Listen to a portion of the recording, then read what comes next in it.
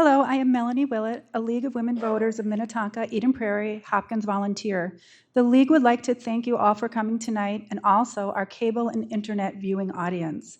I would especially like to thank our candidates for being a part of the democratic process by running for office and for being willing to serve our community.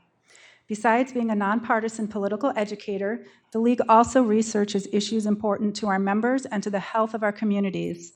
If you are interested in finding out more about what we do to make a difference, please pick up a membership brochure at the registration table or visit us at lwvmeph.org. Membership is open to all genders age 16 and older. You can find more information about candidates and about voting at vote411.org. And again, thank you for coming, and remember to vote on November 8th. I would like to introduce our moderator, Peggy Quam, a trained and certified moderator. Hello, I am Peggy Kvam, the LWV moderator for tonight's candidate forum. Good evening, and on behalf of the League of Women Voters, Minnetonka, Eden Prairie, Hopkins, I would like to welcome you to the City of Eden Prairie District 272 School Board Forum. We thank the candidates and the audience for attending tonight, as well as our viewing audience. The purpose of the candidate forum is to give Eden Prairie voters an opportunity to hear candidates discuss the issues of importance to them in this election. The event is free and open to the public. Written questions were submitted by the public via email at www.lwvmeph.org. Submitted questions were reviewed by impartial LWV volunteers willing to research and familiarize themselves with the issues. Questions may be consolidated and rewritten for clarity. The League of Women Voters neither supports nor opposes any political party or candidate. LWV has a long-standing history in our community of providing unbiased candidate and issue information that is widely used by Minnesota voters, regardless of their political beliefs. There is never enough time to cover all the issues. If you feel that your question was not addressed, please contact the candidates after the forum. Contact information will be posted for those not in attendance, and for the live audience, the candidates may place campaign flyers in the lobby. We will start the candidate forum with opening statements. Each candidate will be given 2 minutes for their opening statement. Opening statements will be in alphabetical order, beginning first with the 6 candidates seeking the 4 full 4-year terms. Following them are the 2 candidates seeking to fill the single special election 2-year school board seat that resulted from a board member leaving with 2 years left in the term. After opening statements, we will begin the question and answer section of this forum. Questions will be asked in a rotating order so that each candidate has opportunities to be first and last to respond. Our timekeeper, Sandy Brandt, will hold up a 15-second sign to let you know your time is almost over, and a stop sign. Let's begin with 2-minute opening statements, starting with candidate Bartz. Well, good evening. Thank you, League of Women, for hosting this voter forum tonight, and to all in attendance. My name is Steve Bartz. My wife Tracy and I have been married for almost 22 years, and for the last 18, we have called Eden Prairie our home. We have been blessed with 3 kids. Our son is a graduate of Eden Prairie High School, and our 2 daughters are seniors at Eden Prairie High School. I currently hold a seat on the Eden Prairie School Board as a director and the treasurer. I also serve on the Eden Prairie Citizens Finance Committee and the Board Development and Policy Committees. I'm running for re-election just 1 year after winning the school board special election last fall with the hope of continuing to serve our community. For the last 18 years, I have been actively involved in Eden Prairie, schools, and the community. I have served our schools as a volunteer in the classroom, as a speaker in high school careers classes, and as a job shadow mentor. I was a longtime coach for my kids' EP sports teams, and I am active at Grace Church, having served in community outreach events as a Sunday school teacher and currently as a men's Bible study leader. I genuinely care about our kids having the opportunity to receive the highest quality education. My hope is to contribute and give back to the community that my family and I have been a part of over these past several years. I care about serving our community. As a healthcare professional for over 25 years, helping and serving a diversity of others has been a part of my daily life. As a longtime Eden Prairie resident, I appreciate that our community values academic excellence and positive educational experiences.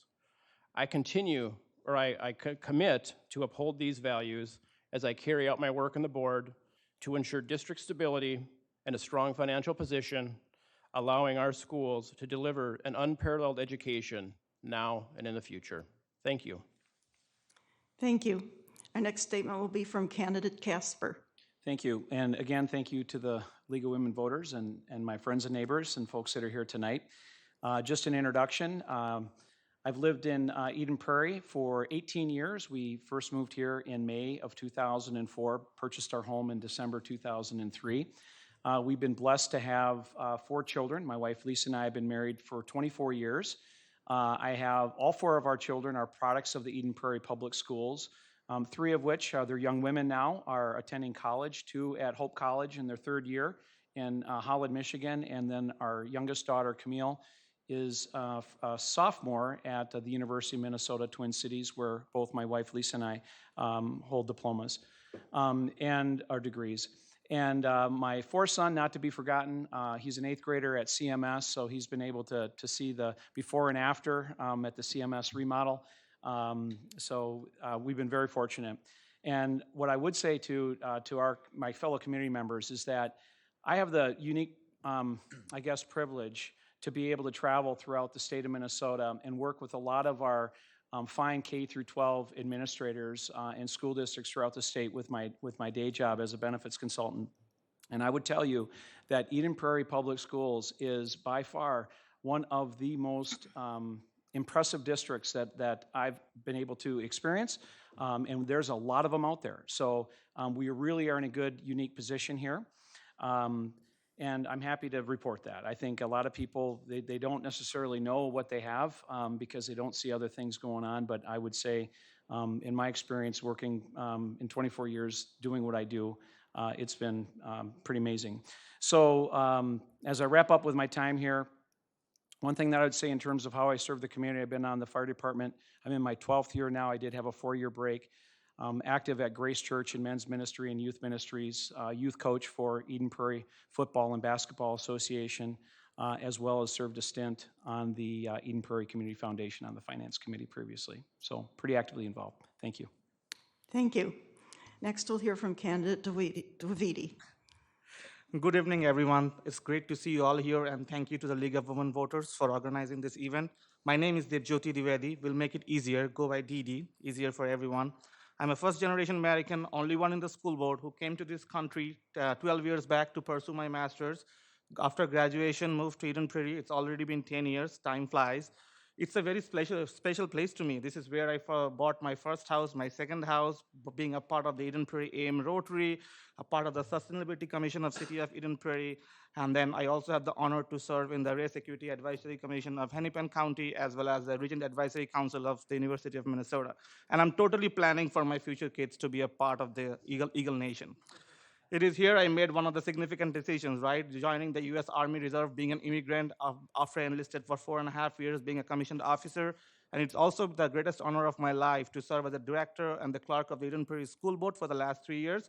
We built on the past successes as a board by increasing our graduation rates, make choice programming available for our kids, high school and middle schoolers, creating capstone for high school students, and being good stewards of taxpayer dollar. There's a lot at stake in November for our community. It's because the topmost priority are the 2 referendums. I have been the leading voice on the table, and I would want to keep on doing that, supporting the straightforward renewal of our technology levy, as well as our operating levy. Those are very important for me and for the community, and I will keep on supporting those. It will help us to keep our class sizes lowest in the Southwest Metro, mental health support for our kids, and will also help us keep the best and the brightest teachers and staff in the district. I'm totally committed to this important work and keeping our schools safe and secure, being good stewards of our taxpayer dollars, and providing the world-class 21st century education for our kids. That is why I'm seeking re-election for one of the 4 seats of Eden Prairie School Board. I hope to honor your support again on November 8th to serve your kids, your family, and this wonderful community. Thank you so much. Thank you. Next, we'll hear from candidate Libsack. Good evening, fellow candidates and attendees. I would like to thank the League of Women Voters for this opportunity. My name is Abby Libsack, and I'm running for a position on the Eden Prairie School Board.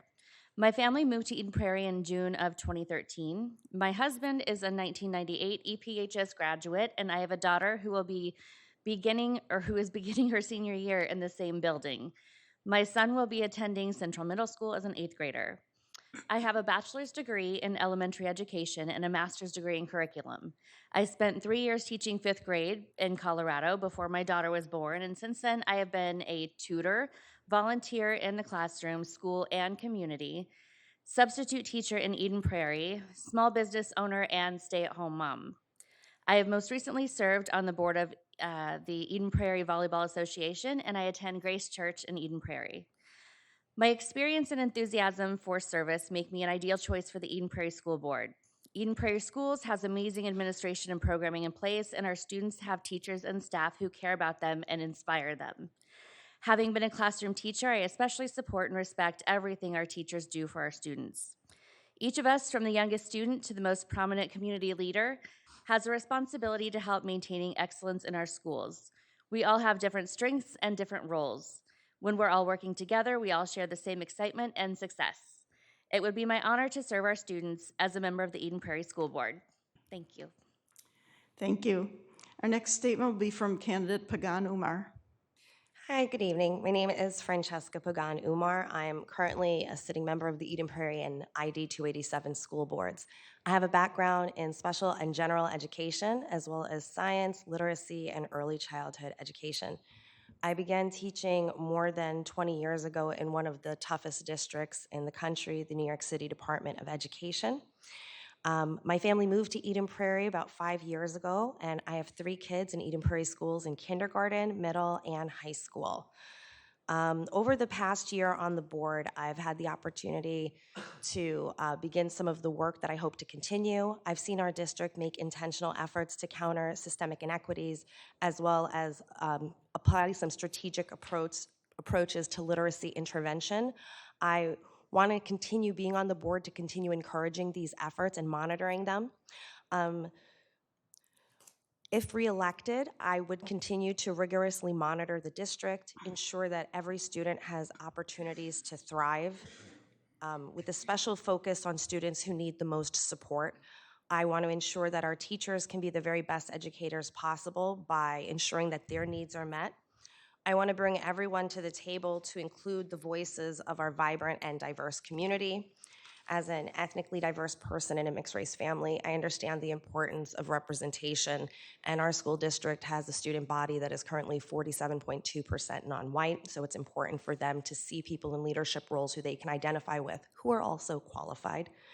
I'm also committed to service, as demonstrated by the years that I've spent as a cadet in the Army ROTC, as a Girl Scout troop leader leading my daughter's Girl Scout troop, volunteering here in my children's Eden Prairie schools, as well as on the PTO, and founding a local non-for-profit called Inspire Community. In short, I'm passionate about learning. I learn most by listening, and I would be honored to earn your vote to continue representing Eden Prairie on the Eden Prairie and ID 287 school boards. Thank you.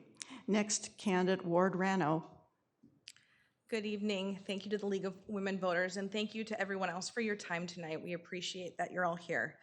My name is Jody Ward-Rano. My husband Mike and I have lived in Eden Prairie for 12 years, and we moved to Eden Prairie for the schools.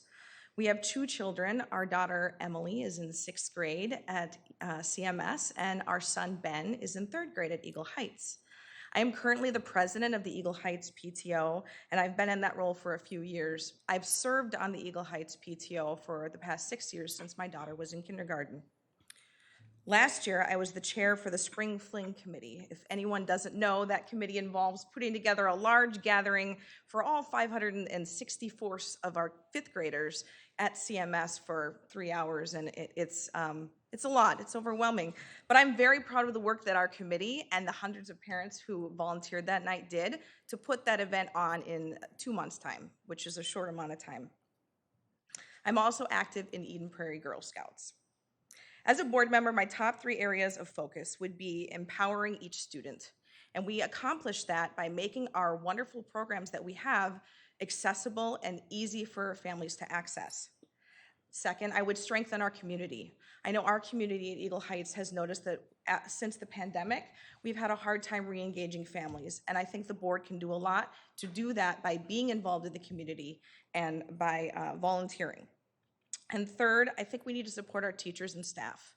Our teachers did a heavy lift during COVID to make sure that our students could learn, and so did the rest of the staff in the buildings as well. Our PTO is always checking on our custodians because they did a heavy lift to make sure that our students were able to have classes in person. When our school needs help, I'm there. I'm there to solve the problems, and I'm there to help. And I'm asking for your vote so that I can continue that service on the school board. Thank you.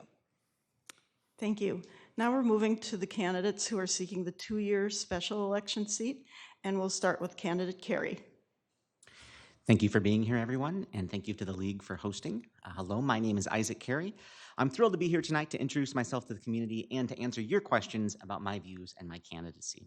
My family moved to Eden Prairie from Mankato in 2019. We love the community and especially the schools, which were a major factor in our decision to settle here.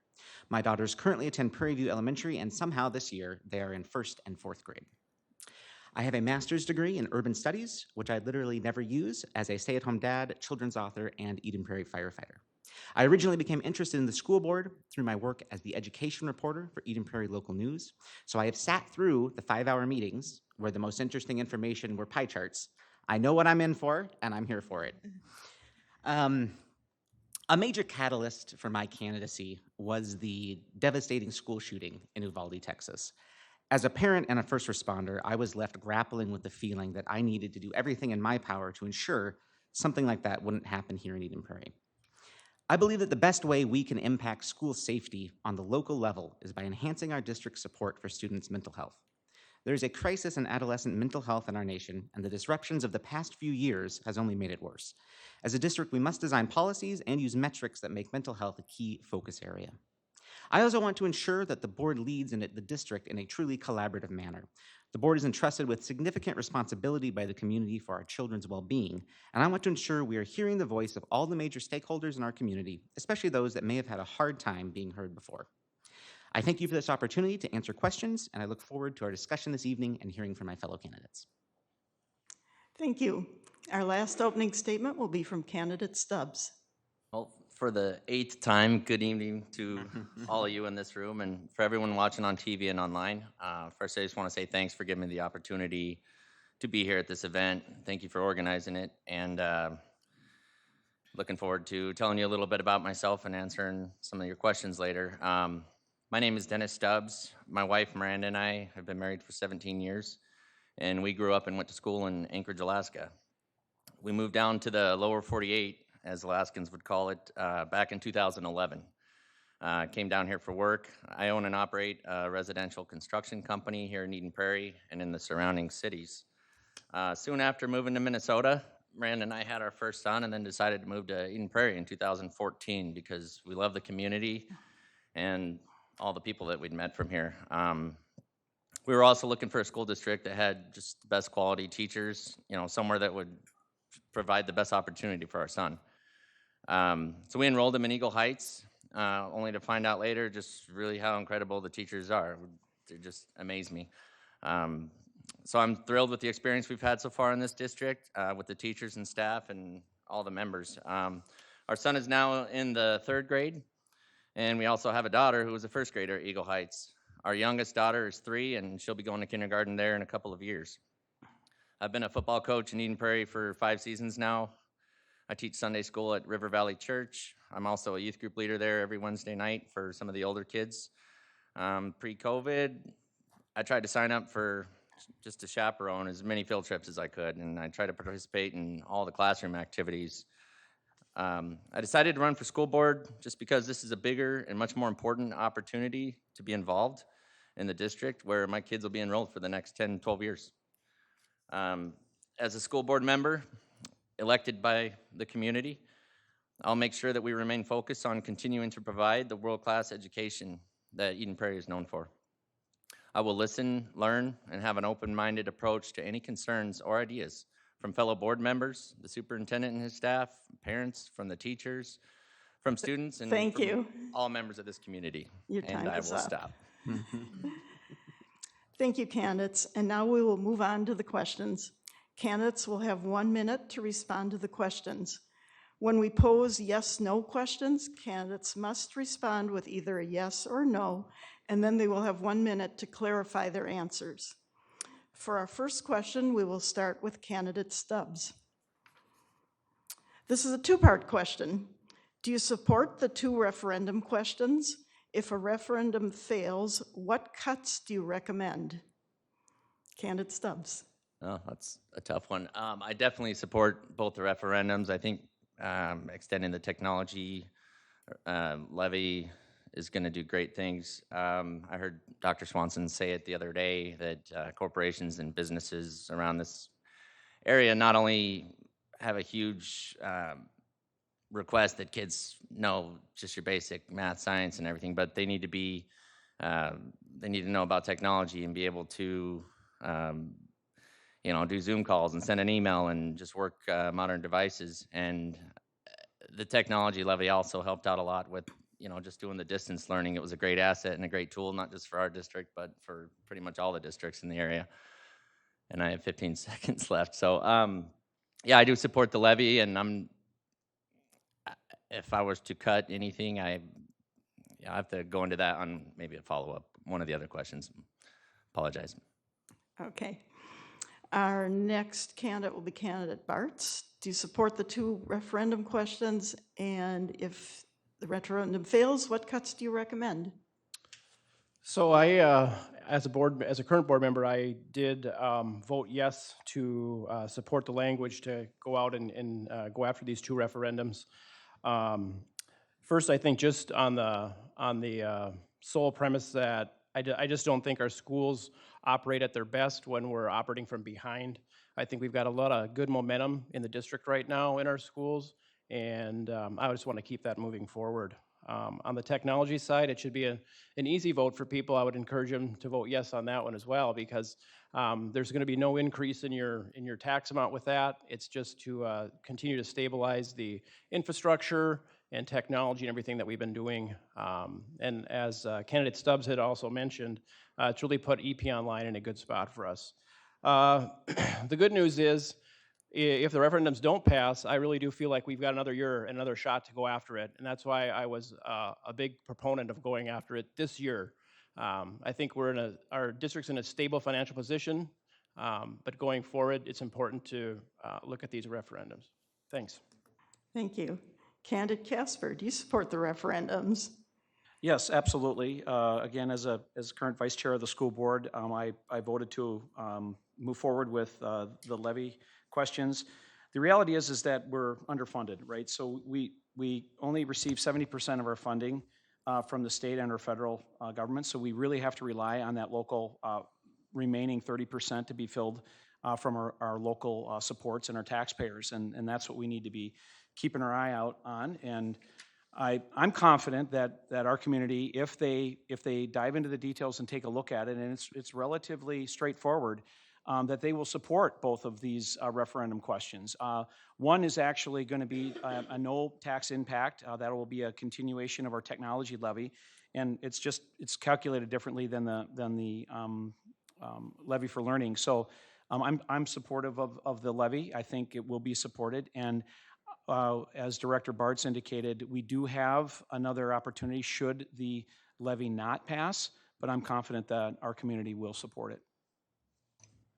Candidate Dividi, do you support the 2 referendum questions? I definitely support the 2 referendum questions, and being a current board member and the clerk, I actually advocated for that from day one for that. And honestly, the board has been a really good fiscal stewards of the taxpayer dollars. If you see the last referendum we did in 2014 with a promise of 5 years, we are on the 9th year. We have seen the community survey in June. The community has an overwhelming support for this referendum. So I am very confident. I trust this community. I love this community, and they know they have a long-term vision. They want good schools. They want better outcome for our kids. They will come and overwhelmingly support this referendum. And I'm very confident about that, so I'm not even ready to cross the bridge of what we will cut, because I know it will be done. We will get it done. Eden Prairie looks for the future, and I'm very confident about that. Candidate Libsack, do you support the 2 referendum questions? If the referendum fails, what cuts do you recommend? I do support them both. To be honest with you, confession time, everyone has their strengths and finance is not mine. But I'm committed to learn and listen. I would seek consult from the superintendent staff and former board members to help make the best choices for our students until we would hopefully get to vote again next year. Thank you. Candidate Pagan-Umar, do you support the referendum questions, and what cuts would you recommend if it fails? Yes, I definitely support it. I voted for it. The tech levy, it's a straight renewal, doesn't change anything to property taxes. It's what prevented our learning loss during COVID. We already had devices in our kids' hands, and at most they missed about 3 weeks. But if you look at all the surrounding districts, they had kids who were not learning for much longer, and they've all seen learning loss. And if you look at the numbers, our 10th grade and our 3rd grade, they're actually doing better in their reading than other area districts. So I would recommend renewing it. The learning levy, that's what gives us our small class sizes. Small class sizes allows us to give children individualized learning experiences. It also is what funds the things we need to keep our buildings safe.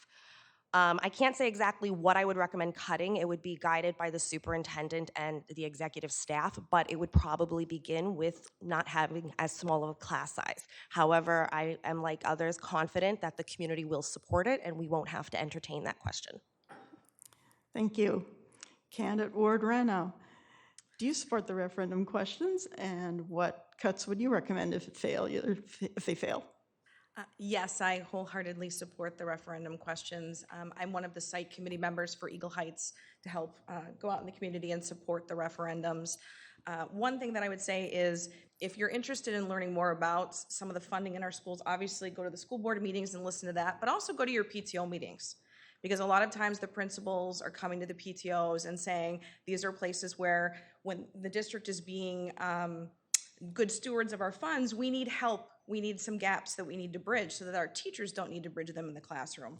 And so if you go to the PTO meetings, you get some of that information about how leanly our district really is operating and why we need the referendum to pass. Like others, I'm confident that our community will pass it, and I'm glad to know that we have additional time if we do not. But I also think that's really important. Why this election is so important, because if on the off chance it is not passed, we need to have school board members who will make priorities for the classrooms and the teachers and who will help us figure out how to get it passed the next time around. Thank you. Finally, candidate Carey, do you support the referendum questions? And if they fail, what cuts do you recommend? Yes, I do support both referendums. I think the tech levy was obviously, as several other candidates have mentioned, incredibly important during the pandemic to keep our students on track. And, we don't know what's coming down the road, and I think keeping that preparedness is very important. The operating levy, I think that has a lot of the things that make Eden Prairie. And when we say we have a great district, that kind of stuff comes from the operating levy. Small class sizes, attracting great talent from teachers. These are the things that I think let us excel as a district, and we need to keep that going. And the tax burden for that, it works out to be roughly $8 a month for the average priced house in Eden Prairie. And I think that for the value the district provides, which we have one of the lowest tax burdens in the Southwest Metro, I think we provide great bang for your buck, and that I'm confident that the community will step up and support that.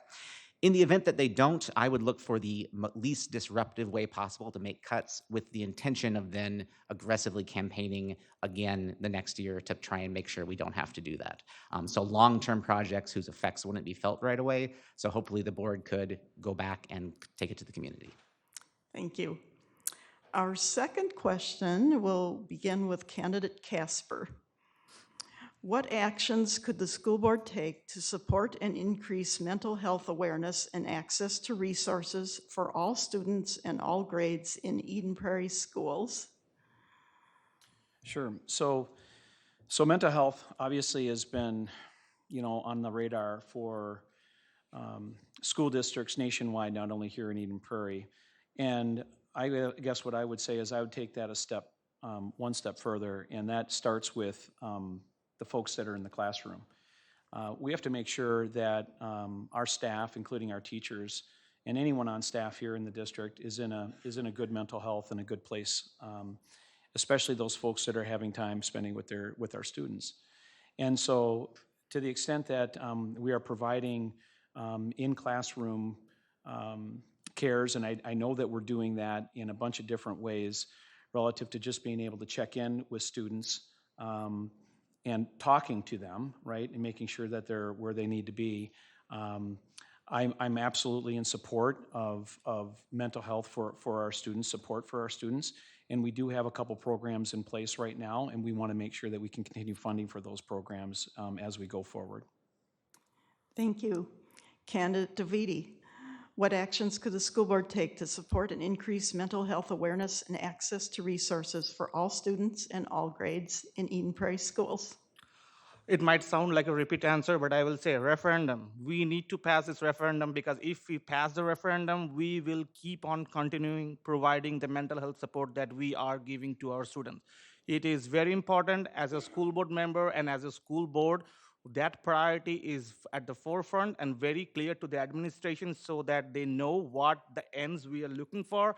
And as board, when we make that a priority to them, they know that they need to go within their means to go and achieve it. And how we can give the means, inspire them, support them, be strong advocate for them, which we are doing right now, having the MTSS, which is called multi-tier support system for each kids, and also go out in the community, advocate for the referendum. Let's make sure operating levy passes, which helps us to provide that support. Thank you. Thank you. Candidate Libsack, what actions could the school board take to support and increase mental health awareness and access to resources for all students and all grades in Eden Prairie schools? Sure. So you say all grades in Eden Prairie schools, meaning also our little ones. I mean, mental health is a huge crisis for our teens, but also I feel like the kids are getting younger and younger who are experiencing signs of mental health issues, and I'm not sure they know how to quite handle that. So I feel like our teachers are the front line. I feel like they need to be continuously in touch and aware, and I feel that they are with how their students are doing daily. We also can help make sure that the students and parents continue to know the available resources that we already have, possibly periodic surveys, and also continuing curriculum that touches base and teaches the different mental health aspects. Thank you. Candidate Pagan-Umar, what actions could the school board take to support and increase mental health awareness and access to resources for all students and all grades in Eden Prairie schools? So like everything else, this will depend on funding that's available. There was recently an increase in money from the state for mental health services that allowed our district to expand our contract with Washburn, and so more students can now receive services. I would continue to advocate for us to do things like this, as well as for a standard screening, sort of like we standardly screen kids for vision and hearing. The American Academy of Pediatrics said that they think most children, by the time they're about 7 years old, have some experiences with anxiety or depression.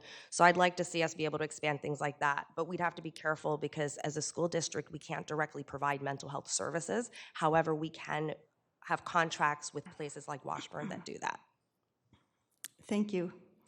Candidate Ward-Rano, what actions could the school board take to support and increase mental health awareness and access to resources for all students and all grades in Eden Prairie schools? Well, I think the first step would be for us to, or the school board, to make sure that parents have the information about what mental health resources are available in the schools and to make that easily accessible. I'm on the PTO, and I'm going to be perfectly honest, I don't know the full range of resources that are available for my child if she had needed mental health resources. So I think the first step is we should make that easily available, and perhaps put it out this week so that families are aware of what those resources are. I saw a social media posting today, I don't know if anyone else saw it. A father had taken a picture of his high school son's hand.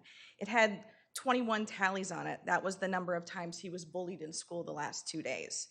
Bullying is, I mean, picking on students, it's a significant issue. And I think the first step is for us to ask our teachers and social workers what support they need. Because we can all talk about it, but we're not in the classrooms and we don't know what would help. We need to find out from them what they need and then go from there. Thank you. Candidate Carey, what actions could the school board take to support and increase mental health awareness and access to resources for all students in all grades in Eden Prairie schools? Thank you. Yeah, I've heard some great ideas here so far. I'll echo some of those and add some of my own. I think that the most important thing that we as the school board could do is institute a yearly survey, a sort of a mental health or student well-being inventory.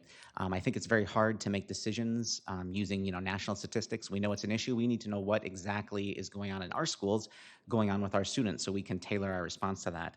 And then once we have some of that data and those metrics, I believe it's very important that we make that a focus for the district, and we need to tie those metrics into end policies that the superintendent should meet. Just like we do for academic have academic goals, X% at third grade reading levels. We need the same things, I think, for student well-being and happiness goals.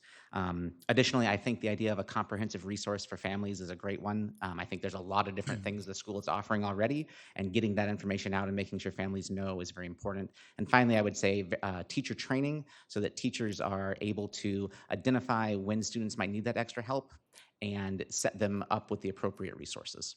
Thank you.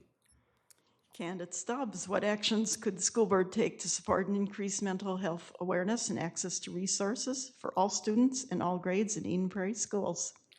Thank you. I think, kind of like candidate Didi said, funding is key. The referendum is vital to helping out our mental health programs. I think, in my opinion, from what I've seen, the district is doing a great job and working hard and covering areas. There's always room to expand and improve.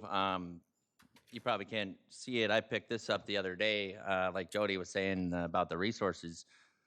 There's a list on here of probably 20 or 30 items that the district provides, which I think is awesome. I haven't had a chance to really look into all of them, but they've got things like Brighter Day for grief counseling. They've got Relate, which is, for mental health and substance abuse. They've got the Rogers program in there. It's full of programs, and I think the district is doing a good job, and sure there's room for improvement, but just want to thank them for the work that they do in that area. Thanks. Thank you. And finally, candidate Bartz, what actions could the school board take to support and increase mental health awareness and access to resources for all students in all grades in Eden Prairie schools? Well, one thing I think the schools are doing a good job at is just kind of promoting this top-down culture of kids just really feeling like they're valued and they belong.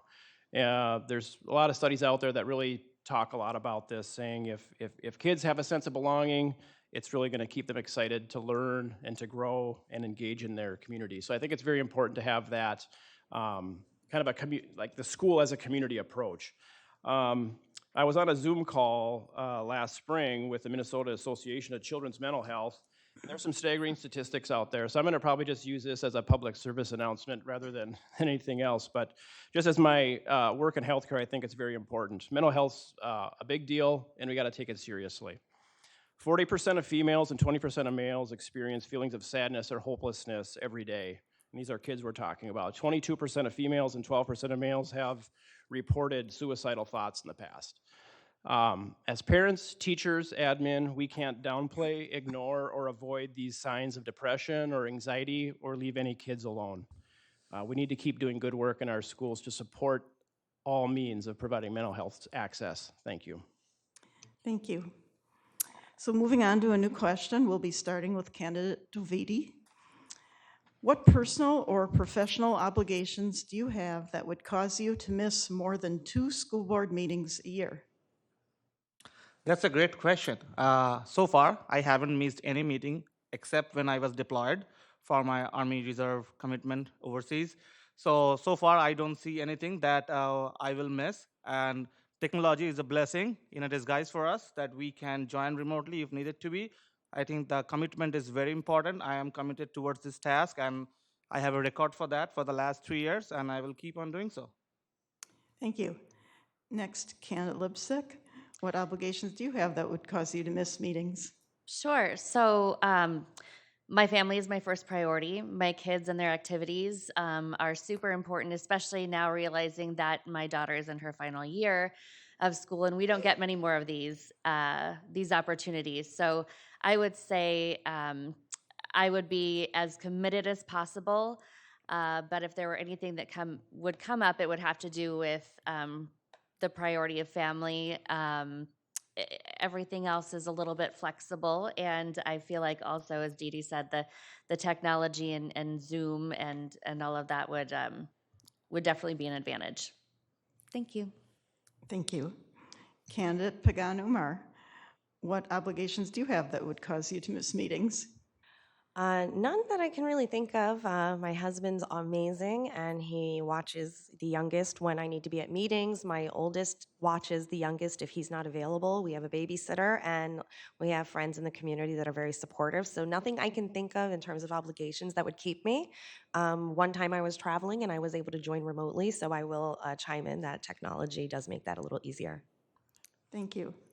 Candidate Ward-Rano, what obligations do you have that would cause you to miss meetings? None that I can think of as well. I think it's really important to be at meetings and to be involved, and so I made sure that I could make that commitment before I ran for school board. My mother-in-law is in the audience, so if I have childcare needs, I will be asking for your help. So everyone, it's on record and video that I have lobbied her for her assistance, so thank you. Thank you. Candidate Carey, what obligations do you have that would cause you to miss meetings? Yeah, if elected, this is absolutely going to be one of my highest priorities. The only obligation that might come up is, serving as a firefighter. If we catch a structure fire during a meeting, I'm going to go. I don't think Zoom would be much help in that scenario, but you never know. You never know. So yes, that's the only thing I would foresee, and the chances of that are not great happening. Thank you. Candidate Stubs, what obligations do you have that would cause you to miss meetings? Monday nights for me are free. I also run my own business, The Boss. I get to make my own schedule. And I got little kids. They go to bed early every night. I stay up late and read till I pass out. So if I do get elected, I'll be well read up on everything before I take that seat. And candidate Dee Dee, you didn't miss that meeting. It doesn't count because you were on Zoom. I'm pretty sure I was there. So you still made it. But thank you.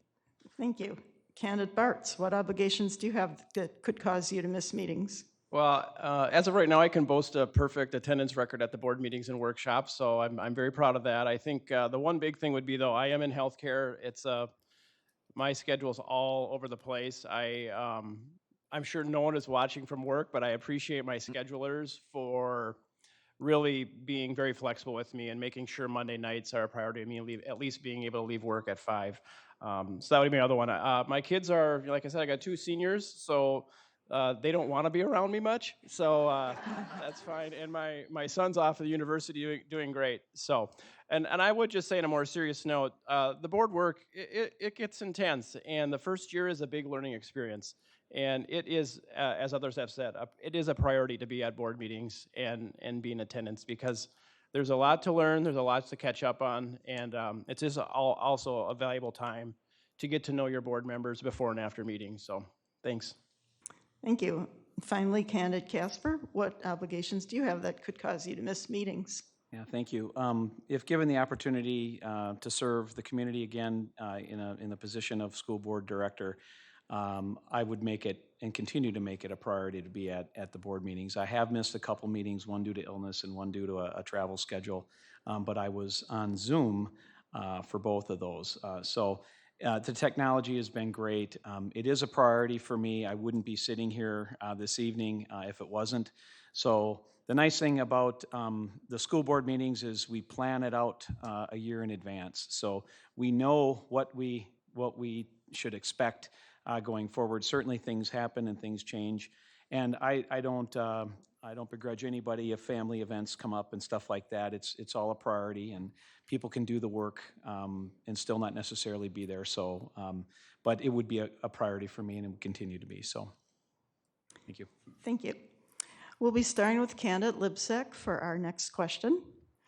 What involvements in non-sports related experiences with the Eden Prairie School District do you have which support classroom education or learning community? Sorry, what was the first part of the question Sure. again? What involvements in non-sports related experiences with the Eden Prairie School District do you have which support classroom education or the learning community? So volunteer experience, basically ever since we got here, part of my title as stay-at-home mom. When we moved here, my daughter was in 3rd grade, and my son was starting a pre-K in a church environment, and I feel like it's my duty to serve. I do have a heart for service, and I basically just kind of jumped into as far as being a class parent, being at all class parties, help organizing class parties, grading papers sometimes for teachers, which I actually love, and math is my favorite, and you don't find many of those who are willing to grade math papers. I love it. I also have helped volunteer organizing school carnivals and co-chairing school carnivals. I've volunteered in the math center at the high school, and basically that's it. I mean, a lot of volunteering and being present where I can in my kids' schools. Thank you. Thank you. Candidate Pagan-Umar, what involvement in non-sports related experiences with Eden Prairie School District do you have which support classroom education or the learning community? Okay, that's a lot. I volunteered in 2 of my son's classrooms. One of them, it was when he was in Little Eagles, and it was prior to COVID, and it was occasional help. And with the other one, it was regular every week. I was with his class and his art class because I am a special ed teacher, and I was helping support his teacher by helping with groups of kids who needed little added support. And it was really enjoyable. I'm also an active member of the CMS PTO. I've been on it for 2 years now. I help fundraise. The funds we raise, we use for grants called teacher grants, and then the teachers apply those specifically to things that aid their students in learning. So those are the things I've done that I can think of most recently. Thank you. Candidate Ward-Rano, what involvement in non-sports related experiences with Eden Prairie School District do you have which support classroom education or the learning community? I'm the president of the Eagle Heights PTO. I take that job really seriously, and I would say I spend 5 to 10 hours a week working with our school to figure out how we can support our teachers, our staff, and how we can make the learning community better for our students. During the spring of 2020, I think that role was probably more like 20 hours a week. We were trying to figure out how to support our school community as it transitioned, and how could we support our teachers as they were trying to figure out how to teach differently. We were working on how we could help get communication, be a conduit for communication with our families during that time. And then last year, with kind of the hybrid model, we were trying to figure out how we could support teachers as they were teaching students in multiple locations, essentially increasing their workload. So I'm really proud of the work that our PTO does, and I'm proud of the work that I've been able to do on that board. Thank you. Candidate Carey, what involvements in non-sports related experiences with Eden Prairie School District do you have which support classroom education or the learning community? Yeah. I think one of the biggest ways is, as the stay-at-home dad in the house, I do a lot of the heavy lifting with my daughters with homework. That's especially was true during the pandemic. I was the go-to person to help get them through that time when there was virtual learning and other learning that we were doing. Additionally, I was drawn to my work as the education reporter for Eden Prairie Local News. I have since resigned to run for this because that didn't quite sit right to do both. They rejected my headline of amazing new candidate files for school board. I don't know why. But I was drawn to that because I'm very passionate about education, and I really tried to highlight the achievements, especially of our kids, and especially of the quote unquote nerdy kids, because I'm a proud nerd. And we have the EPLN has a whole reporter who focuses on sports, and I really wanted to highlight those academic achievements. And finally, slightly tangential, but I am a children's book author that focuses on the education market. There are probably some of my books in Eden Prairie School libraries. So that's also been a passion of mine, is trying to make interesting topics and get kids interested, especially in history and science. Thank you. Candidate Stubs, what involvements in non-sports related experiences with the Eden Prairie School District do you have which support classroom education or the learning community? Non-sport involvements would have to be kind of like I said earlier, just chaperoning field trips, whether it be to the zoo or just doing a walk down the block to the nature center. I've just been doing lots of little things, class parties. Every year I've been showing up to reprogram iPads for the students every year as they issue them out. And there's like 1 million apps, and it took way longer than I thought to delete it and refresh it. But other than that, just anywhere I can, just try to get involved. And I think every parent out there should get some sort of volunteer credit for being assistant teacher during the distance learning. I know I was home a lot during that, teaching Spanish, which got really good during that period. But anyways, that's all I got. Thank you. Candidate Bartz, what involvement in non-sports related experiences with the Eden Prairie School District do you have which support classroom education or the learning community? Well, like candidate Libsack, I think serving is in my DNA, just as in my work as a healthcare provider. So I do think it's important, and I will say to everybody out here and watching as well that if you're not serving in our schools, you're missing out, because it is a rewarding experience. Kind of recap some of my things in my opening comments. And I should say also, my wife should probably be running for school board because she has done so much more than I've probably ever done. So, but anyway, I've been part of school fundraisers. I've been a mainstay at the Eden Lake Carnival, probably like for 6 years, in the fish pond and the lollipop tree. So I've put my time in there with a good buddy of mine. I've participated as a field trip chaperone. I've been on roundtable discussions, and probably my most fulfilling work has been being able to provide job shadow experiences for kids interested in healthcare. I've been able to get them into the hospital. It's getting a little hard now, but getting them into the hospital, into the OR, and getting them exposed to some real life circumstances. So that'd be probably my best one. Thanks. Thank you. Candidate Casper, what involvements in non-sports related experiences with Eden Prairie School District do you have which support classroom education or the learning community? Yeah, thank you. So I would say it would be kind of in the fundraising area, and then also volunteering. My oldest daughter was in the marching band program in Eden Prairie, which is fantastic. Volunteered for Prairie Colors there, as well as provided some financial support. My other daughter was in the theater department, participated in a couple different musicals, so we would assist with that as well, volunteering. But I would say my biggest takeaway in the non-sports area was really being a participant in the Eagle Heights Spanish immersion program. I believe our family, our daughters were in the second or third class out of that program. And we supported the intern, where we brought native speakers into the classrooms, and we needed to host those folks. So we actually hosted one of those interns, and then 7 years later, we're actually able to go visit her in Spain. And that was a fantastic opportunity to visit her and her family back in her hometown. So I would say that would be it as my time expires. Thanks. Thank you. Finally, Candidate Dividi, what involvements in non-sports related experiences with Eden Prairie School District do you have which support classroom education or the learning community? So if you are not aware, the Eden Prairie High School is providing opportunities for capstone projects, capstone classes. I volunteered. I don't know if I'm eligible enough or educated enough to do that, but I expressed my interest to the former principal sitting here in the room. I can see that, to teach a computer programming class. So I hope get picked up for that. You know, Rotary does an international student exchange program. We have 2 students from Germany being a volunteer at Rotary, supportive that, and we'll keep on supporting that. People support in many ways, times and resources. I have supported FEFS, Foundation of Eden Prairie Schools, one of the best organizations in this city.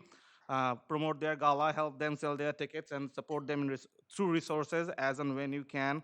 As a whole, I'm a volunteer in the community, have volunteered multiple community events, and will keep on doing so, irrespective of the status in the board and what I'm doing. Thank you. Moving on to a new question, we'll be starting with candidate Pagan-Umar. What policies do you support to assure our gifted programming is not socioeconomically and culturally biased? That's a really great question. Thank you for asking it. So one of the things I've been promoting since I began running for the board and since I've been on the board is the need to make rigorous, challenging, advanced coursework available for all students and not setting a threshold for access. When you allow every student to take advanced coursework, they get challenged, and you can be really surprised by who rises to the top. And this has been proven throughout districts throughout the country. So I would say we've already begun some of that effort. One of the things that's happened at our high school is we've increased access to our AP courses. If you look at the numbers, we have not only almost doubled it across the board, but we've nearly tripled it in some of our unique learners like special ed, second language, English language learners, and so forth. So that's what I would really promote. I would promote making sure that students have access to those challenging courseworks and that we remove those criteria platforms. Thank you. Next, candidate Ward-Rano. What policies do you support to assure our gifted programming is not socioeconomically and culturally biased? First, I think we need to improve communication to families. As a parent of a sixth grader, I went through some of the growing pains of figuring out the gifted and talented program and what the qualifications were last year when my fifth grader was going into sixth grade, and it's really confusing. And sometimes it depends on whether you know people who've gone through it before in order to be able to figure it out in time for your student to be able to access the program. So I think it's really important that the district is clear about the communication with the parents about how you get into the programs, what programs we have, what the qualifications are, and all of that. I also think it would be important for our district to do a review of the qualifications, to actually see, looking from an equity lens, are we making sure that there aren't hidden biases in the program? Are we making sure that it's equitable for everyone? One of the things I had looked at last year was, so Spanish immersion kids take the Fast Bridge in English, but they learn math in Spanish. So is there an issue with translation? And that would apply with any student who has English as a second language for them. And so I think that's something important that we need to look into, as well as just doing a general study. Thank you. Candidate Carey, what policies do you support to assure our gifted programming is not socioeconomically and culturally biased? Yeah, thank you. Yes, I think it's super important that our gifted programs are available to everyone and that we give everyone the opportunity to take advantage of some of those great programs that we have. Like candidate Ward-Rano said, I think it's really important to provide a lot of the information to teachers or to parents. Similar to her experience when we got involved in the school district, it was a little murky what exactly the different programs were, how you got into them, and like you said, it helped to talk to other people who had already gone through that. So I think really making sure that that's very clear and available to people is a big thing. But then also, I think what's really important is that we need to pay very close attention to the data and monitor the metrics from those programs, because that's going to let us see what discrepancies are, if there are any discrepancies that exist between socioeconomic and demographic groups, and then target our policies so that we can try and get rid of those discrepancies. So I think being very cognizant of that information and making sure that we're adjusting our policies as need be to ensure that equal access. Thank you. Candidate Stubs, what policies do you support to assure our gifted programming is not socioeconomically and culturally biased?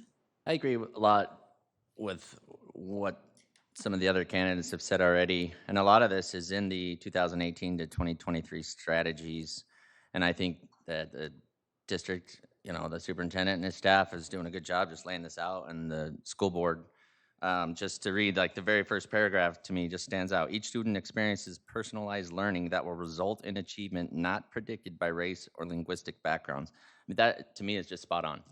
I don't know who wrote that or who gets credit for it, but and it goes on and on, point by point, all the way down, that there should be equitable access for all students, and I think the district's doing a good job on that, and I commend them for their work. Thank you.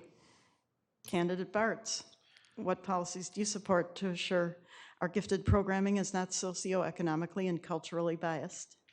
Well, I think it's important as a board member, part of their role is to really champion, that's something big in my campaign, I guess, to just be championing all the great work we're doing in the district in regards to this, and especially with academic excellence in our programming, and is to remove any barriers that exist for kids, identify those, and then I would say another important thing would just be that we're continuing through these strategies that we're not missing out on, like we've got this high tech part, but kind of the high touch of it being just engaging kids making sure that they feel like they belong. And then finally, I think some really important work we're doing that we have to continue is equipping our educators with these tools of competency, we call them, so that they can better relate to students of diversity and different backgrounds, and then that they can implement those tools to really make a difference in the lives of these kids. And yeah, again, make it more equitable and giving them that tap on the shoulder to say, encourage them to say, you can do this, go out and do this, and engage in some of these higher level coursework. Thank you. Candidate Casper, what policies do you support to ensure that our gifted programming is not socioeconomically and culturally biased? Yeah, I support our current policies because I would say that in Eden Prairie schools, we're doing that today. Is it perfect? No. Are we learning things? Absolutely. Are we going to get better at it? Absolutely, we will.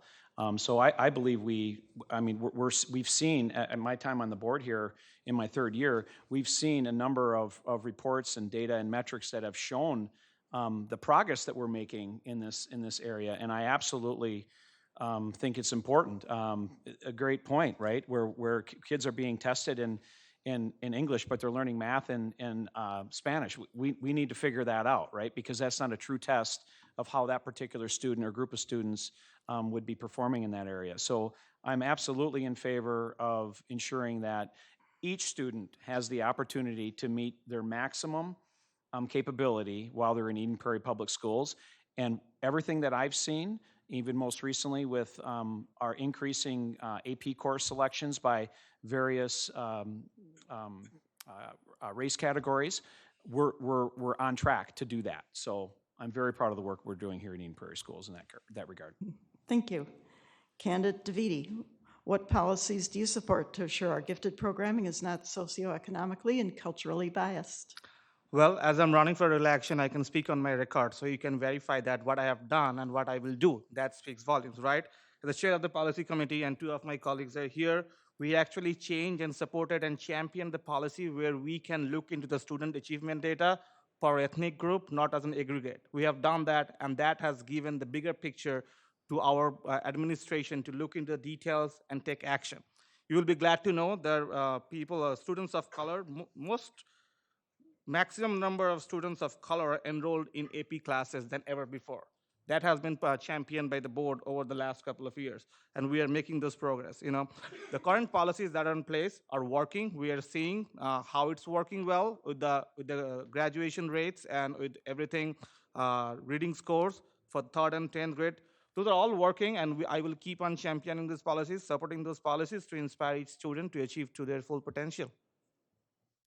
Thank you. Our final response will be from candidate Libsack.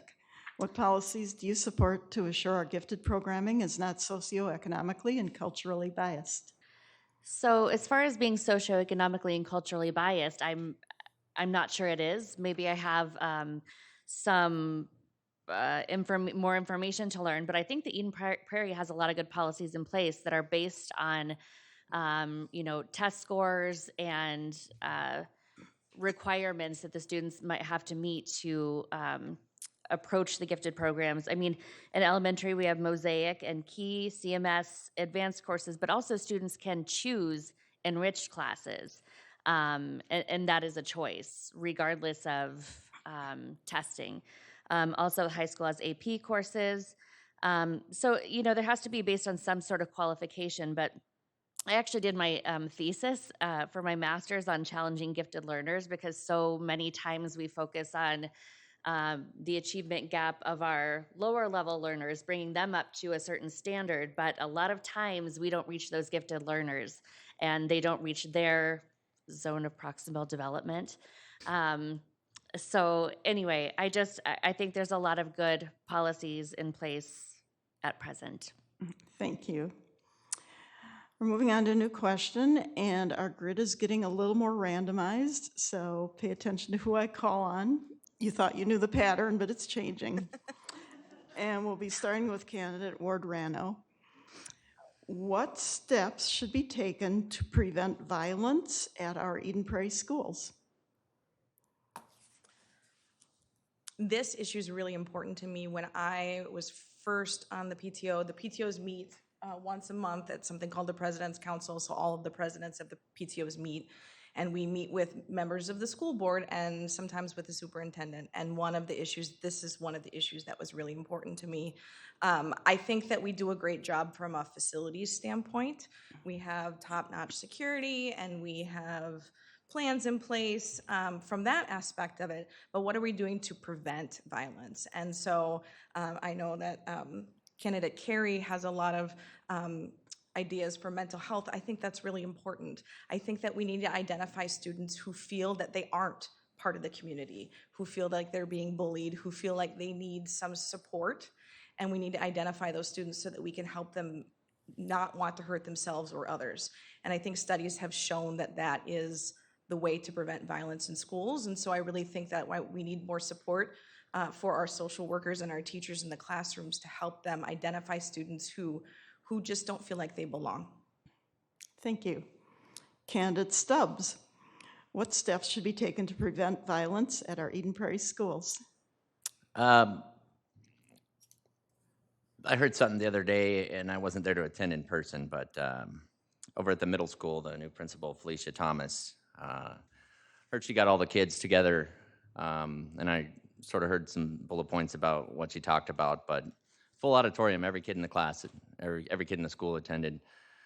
Just set out the guide rules and boundaries of what's allowed and what's not allowed. And a good move on her part, and I think that's great because I know that they had some issues at that particular campus over the last few years. But I believe that there's just no room for any of that in our schools. I hate to use the word expel, but I like to say remove and help. A student cannot distract the learning of other students or cause an impact on their education. They just need to be dealt with in some special education, outside of the school hours, or however you need to deal with it. But I think they're doing a good job at the middle school, and so far they're off to a good start, and I like what I'm seeing over there. Thank you. Candidate Bartz, what steps should be taken to prevent violence? Well, I think one big thing that's important to me is upholding high standards in regard to character and personal responsibility and behavior. And that is developed just by developing a good culture in our schools. One thing that we are doing a good job at, I do believe, is this, and Dee Dee had mentioned it previously, was the MTSS, is multi-tiered systems and supports.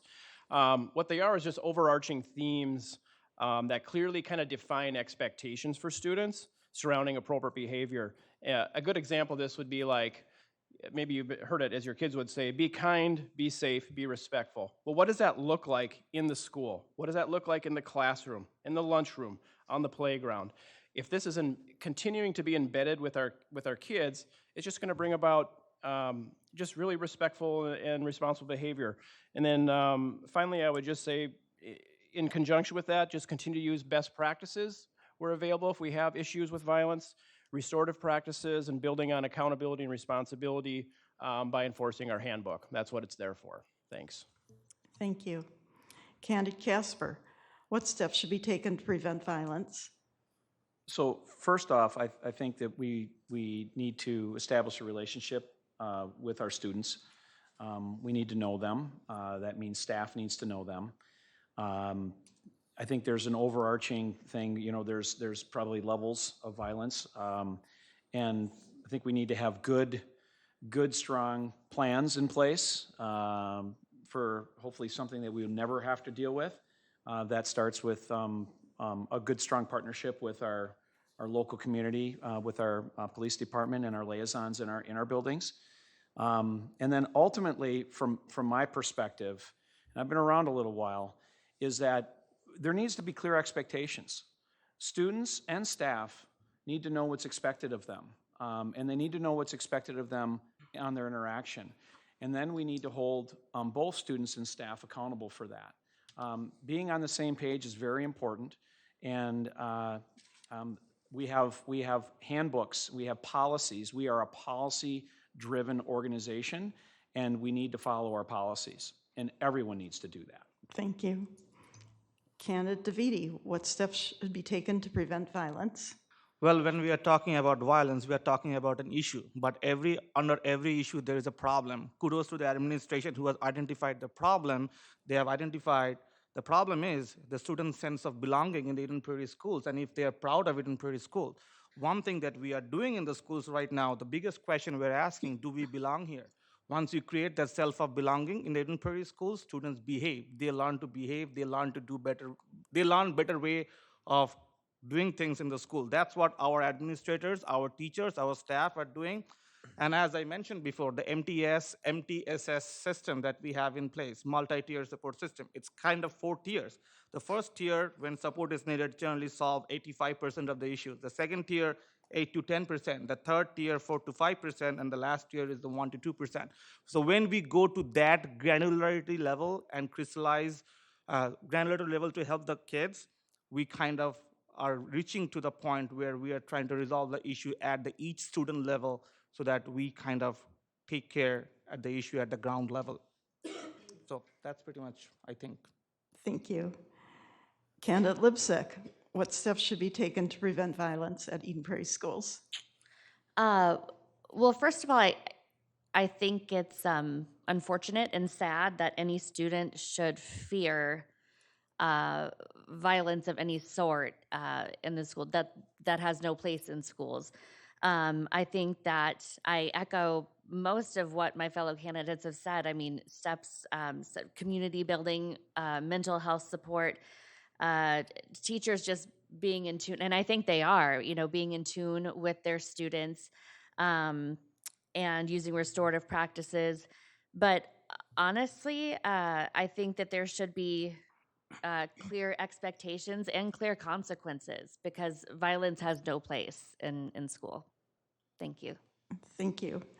Candidate Pagan-Umar, what steps should be taken to prevent violence at Eden Prairie schools? So this isn't a hypothetical question for me because on February 1st, there was a student, Jamari Kafifi Rice, who was shot and killed outside of one of the buildings of ID 287, which is under the other board I sit on as an Eden Prairie representative. So I think that we have to continue the strong building security that we have in place. There's many layers of it. I'm not going to discuss it in detail in public. I think we have to continue the social emotional learning curriculum that we now have running kindergarten through high school. I think we need to ensure that staff are really truly working to build those personal connections with each and every student because they need to know that there's an adult in that building who knows about them and who cares about them. And I think we need to educate our staff to be culturally competent and trauma informed because we have students from various backgrounds and cultures and they need to understand the subtleties of them. And we also have students who come to school who have traumatic backgrounds and experiences and they also need to be understood. Thank you. And finally, candidate Carey, what steps should be taken to prevent violence at Eden Prairie schools? Yeah. Hopefully I don't sound like too much of a broken record talking about this over and over, but I really do think, and some of my fellow candidates echoed it, that supporting student mental health is one of the best ways that we as a community and as a school district can help address that. So much of the root cause of a lot of violent incidents happens when students having a mental health crisis or are experiencing some kind of trauma. So I think, again, coming back to that, measurement of student well-being I'd like to see implemented every year, especially letting us really analyze what's going on in those schools. And then also, I think it's been talked about a lot, but the sense of belonging, I think, is very important. I'm extremely passionate. I recently came across an organization called the Sandy Hook Promise, which offers free training for schools, and I'm going to be extremely passionate trying to push this on our schools because the goal of this, it's a K-12 training, and the goal is to teach students and teachers to recognize signs and how to address that, especially reaching out to isolated students, recognizing that signs of isolation. And as early, the training starts as early as kindergarten to reach out and try and make those connections. Thank you. We'll move on to a new question. Our first candidate to respond will be candidate Carey. Hey. And the question is, what should our district do to retain top teachers when faced with the high increase in stress and burnout that many teachers are feeling? Pay them more money. Done. No, I do think having extremely competitive salaries that is very important. I think that's critical.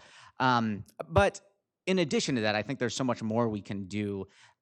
just in terms of, this, and this is as a board and it's as a district administration, it's just letting teachers know how much we appreciate them. I think that especially over the last few years, it's been incredibly hard for teachers. I think that's a well-known fact. How necessarily we move forward and let them know how much we appreciate that, I think that's something we still need to figure out and keep working towards.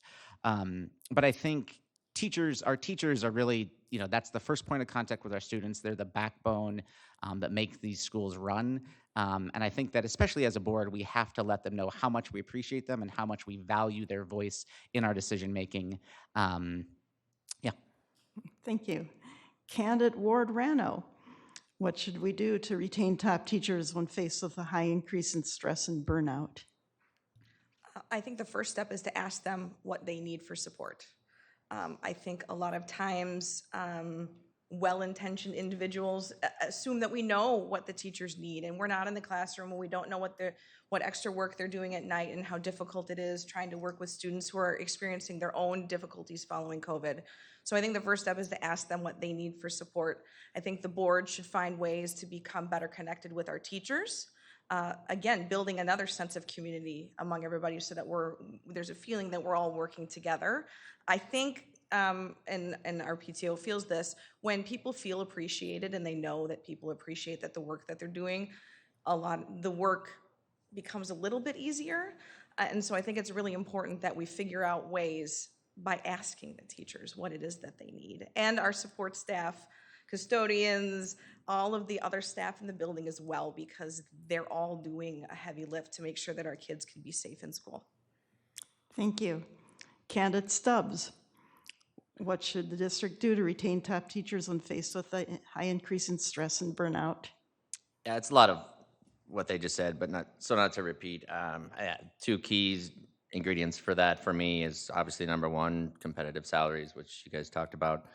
I think just creating a good work environment for teachers, my small businesses, employees, and it's important to make them feel heard. It's important to listen to their ideas. If there's a problem, you got to fix it and address it, communicate with them. Same goes with teachers. For as valuable as they are, they need to be taken care of. We've got to listen to them and listen to their ideas. I think small class sizes is huge.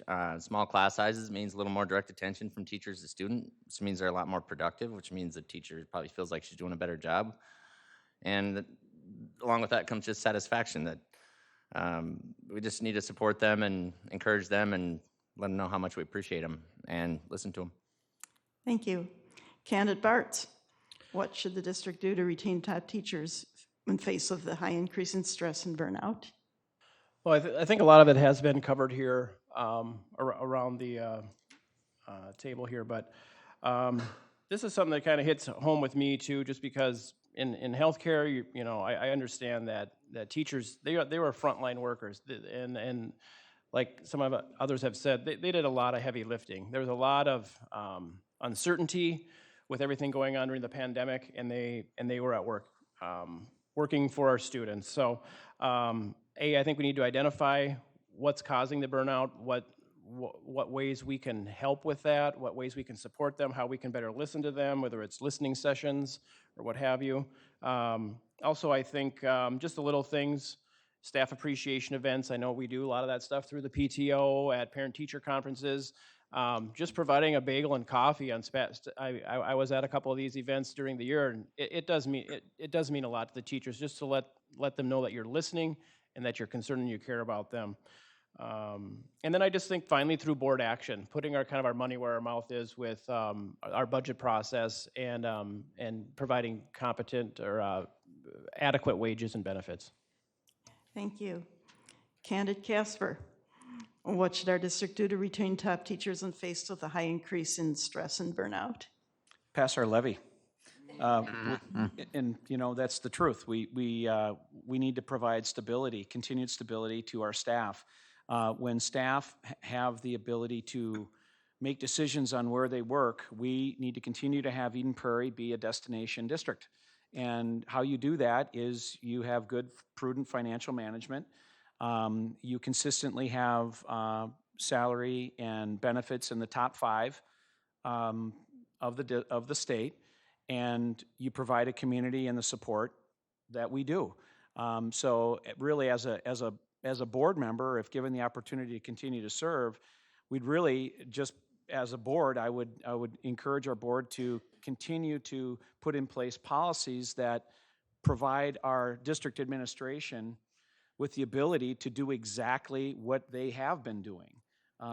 It's not just about the money for teachers and educators. I totally get that. We have to listen to what's going on, and then what I said earlier about mental health, when I was replying earlier, we have to make sure that they're in good shape too, because those are the folks that are leading our kids. And I would absolutely support that if given the opportunity to continue on as a board. Thank you. Candidate Dividi, what should our district do to retain top teachers when faced with a high increase in stress and burnout? I'm yet to meet a teacher who said, I want to be a teacher to be a millionaire. No, they do that because they are passionate about that. They are passionate about building the kids for the future, for a long-term vision. And how we do that, go out on the polls November 8, 2022, and vote for the referendum. It will help us to retain the best talent and recruit the best talent, number one. Number two, from the board, we need to respect the collective bargaining process and the meet and confer process that exists for our teachers, for all our collective bargaining groups, and need to be very cognizant about the fact, empower the administration to make sure that we respect the process. When we do that, when we settle in the right way and maintain the sanctity of the process, we respect that. And that's how we encourage them to bring their best to the classroom every day. And the third thing is empower them what they do the best. Teach the kids, empower them to do that, make those decisions and help. Let them make those decisions and help them. So that's pretty much my idea. Thank you. Candidate Libsack, what should the district do to retain top teachers when faced with a high increase in stress and burnout? Sure. So, speaking a little bit personally to this, because I taught for 3 years and then I had my daughter and was at home, and I had many people ask me along the way, when are you going to go back to the classroom? And I've had opportunities, but I've served as a substitute teacher in the meantime. But honestly, it's a lot. I mean, teachers arrive early, stay late. They have curriculum expectations to meet for not only our learners who need help to get to a standard, but also the learners who need a challenge all at the same time. We need to make sure that, and they're also, the ones who are monitoring our students' emotional well-being. I think that honestly, they need a way to be heard a little bit easier through our board. I think that continuing to have competitive pay from all the teachers, even starting it with our new preschool teachers and the preschool program, and a lot more support. I mean, paras in the classroom. I actually think that there should be maybe 2 adults per room with class management and whatnot. But anyway, I think that our teachers are where it's at. So thank you. Thank you. Lastly, candidate Pagan-Umar, what should our district do to retain top teachers faced with the high increase in stress and burnout? Pay them well, give them generous benefit packages, as everybody else has said. Eden Prairie is an extremely attractive district, and people do want to come here and teach. And teachers don't get into education because they necessarily think they're going to make a fortune doing it, but they should be paid much better than they are. Also provide them interesting opportunities. Something we're doing in the elementary schools through Choices is we're providing teachers the chance to teach things that are passions for them to students through enrichment learning opportunities. I think that's the kind of stuff where teachers get to have those magic moments with students where they teach them something and they see the kid go, I got it. And you could connect a student at an early age to a learning path that may lead to their future career path. And then last, ask them. Our teachers are pretty smart people. They can teach our kids. They can tell us what they want. All right. Now we'll start with candidate Dividi for our next question. What is the ideal classroom size in your opinion? Please explain your answer. Well, the word ideal is there because it's not ideal, right? So there is no ideal size, but at the end of the day, I think right now we are our K5 is one of the lowest class sizes in the Southwest Metro. And I might sound like a broken record, but go out on the polls and vote for the referendum so that we can keep those class sizes low and we can keep on supporting our students for best learning and our teachers. So we need to keep our class sizes what we have right now in our schools from K-5 and then 6 to 12. And we need to find ways to bring in efficiencies so that we can keep those for a longer term and see how we can provide other resources for our kids and the teachers in the classroom. Thank you. Candidate Libsack, what is the ideal classroom size? Which grade are we talking about? It varies. Honestly, I think the smaller class size, the better. That promotes each student getting the most individualized experience they can have. Now, I obviously know that that's not always feasible, but I mean, in kindergarten classes, I would prefer to have 10 to 15 students. The rest of the elementary, no more than 20. The larger class sizes, though, what's funny is when I was substituting in CMS, I mean, we'd have classes of 20, 25, and their learning model and the high school learning model, they seem to do a little bit better with classes up to 25, something like that, or larger classes. But when we're talking about elementary school students, I think that it's essential to keep as small class size as possible. Thank you. Thank you. Next, candidate Casper, what is the ideal classroom size? So I don't think I'm qualified to answer that question. I'm not an educator. I'm currently a school board member and a benefits consultant. What I would say is I do know from our kindergarten through second grade, we do have the lowest class size here when compared to other districts here in the Southwest Metro. From my chair here as a current board member and hopefully a future ongoing board member, I would say I would try to keep those class sizes as low as possible. What I do know is that those class sizes tick up as our students age through the program, and that's an okay thing. It's really at those early grades that it's really critical. And again, Dee Dee, I echo what you said. I do think that there's a strong reason why we want to support as a community our referendum this November 8th. Thank you.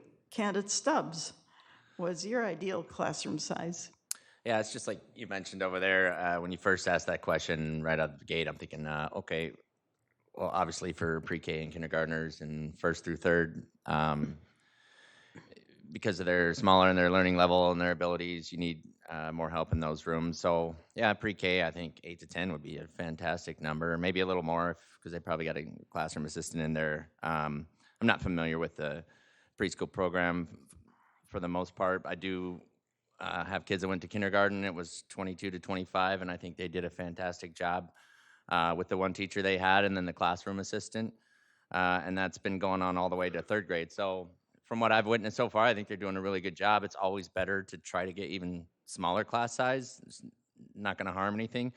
And then as the kids get older, the class size is going to increase, and the kids are more respectful and better listeners, and they're going to participate on their own versus what a younger kid would. So, thank you. Candidate Pagan-Umar, what is the ideal classroom size?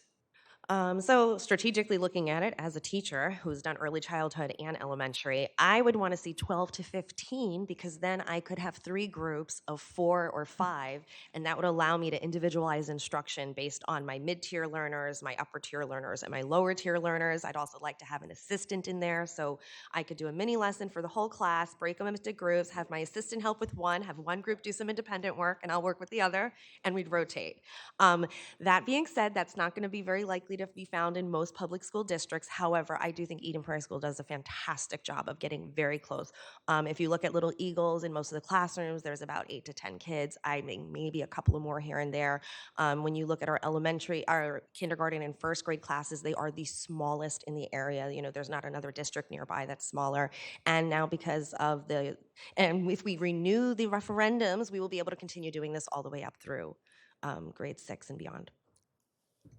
Thank you. Candidate Bartz, what is the ideal classroom size? Well, I would echo my partner here next to me about saying I'm not a professional in this either, but obviously smaller class sizes are better. I think one thing we do know for certain is that it's important for students and teachers to connect and build relationships, and that happens, I think, when we do drive down the size of classes. One thing I know we are working on in the district right now is we are attempting to lower class sizes beyond first and second grade. I think we're working on initiatives to lower class sizes at grade 3 and 4. In some talks with some of the principals, I guess it would be in one of the Citizen Finance Committee where we were talking a little bit about this. I had asked one of the principals, like, does it make a difference? And they replied, even lowering the class size one student is a big deal. So I'll just jump on the bandwagon here and say support the referendum.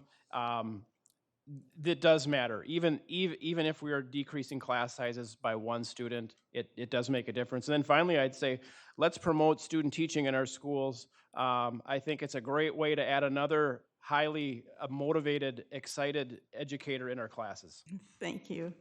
Candidate Carey, was the ideal classroom size? Should I really distinguish myself here and say it should be high as possible? Would that be a good way?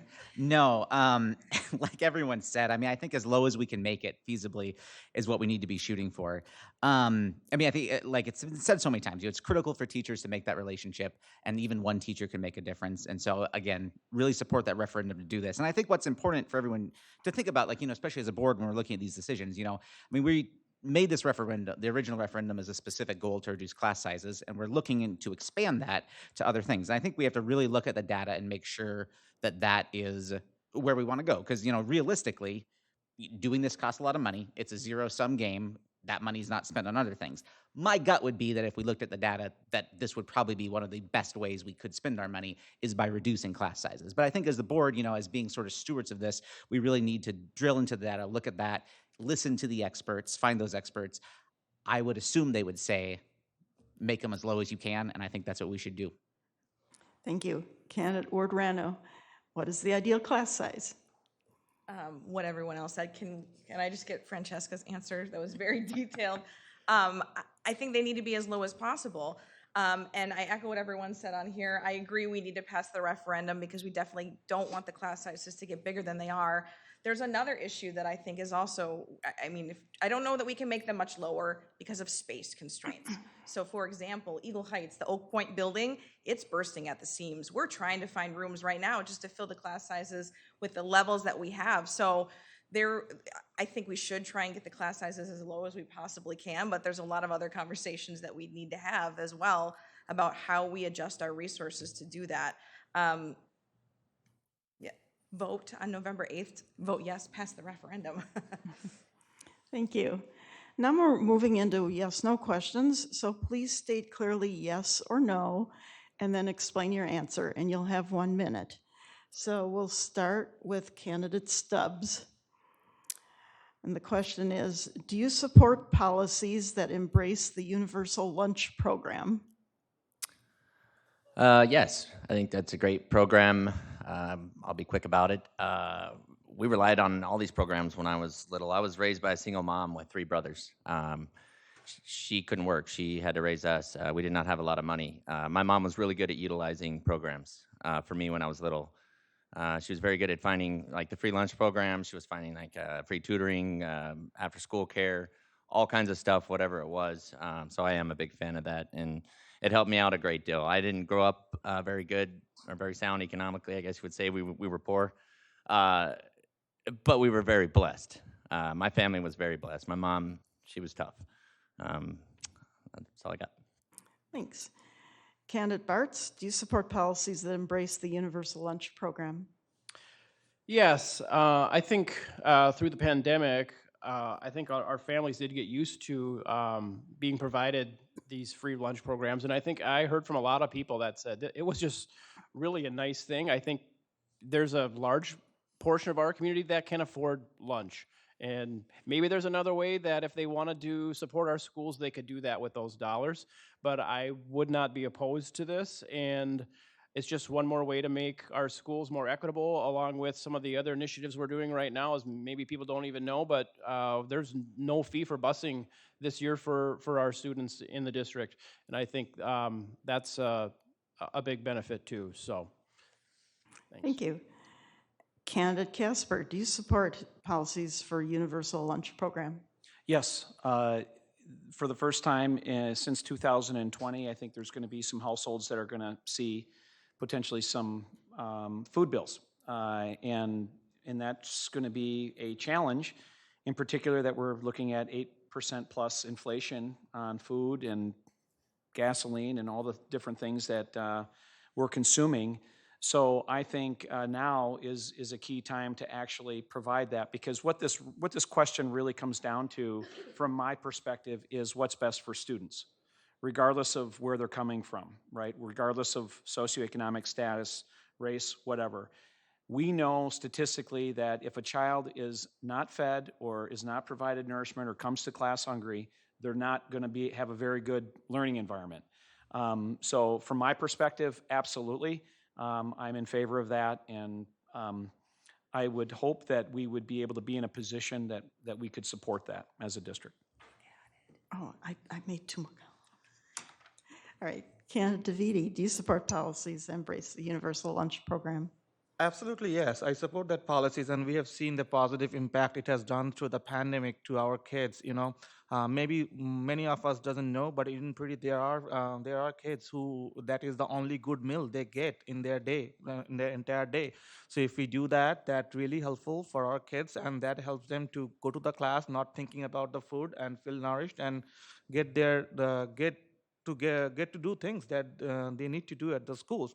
But at the same time, the parents should know that it is not taking the choice out of them.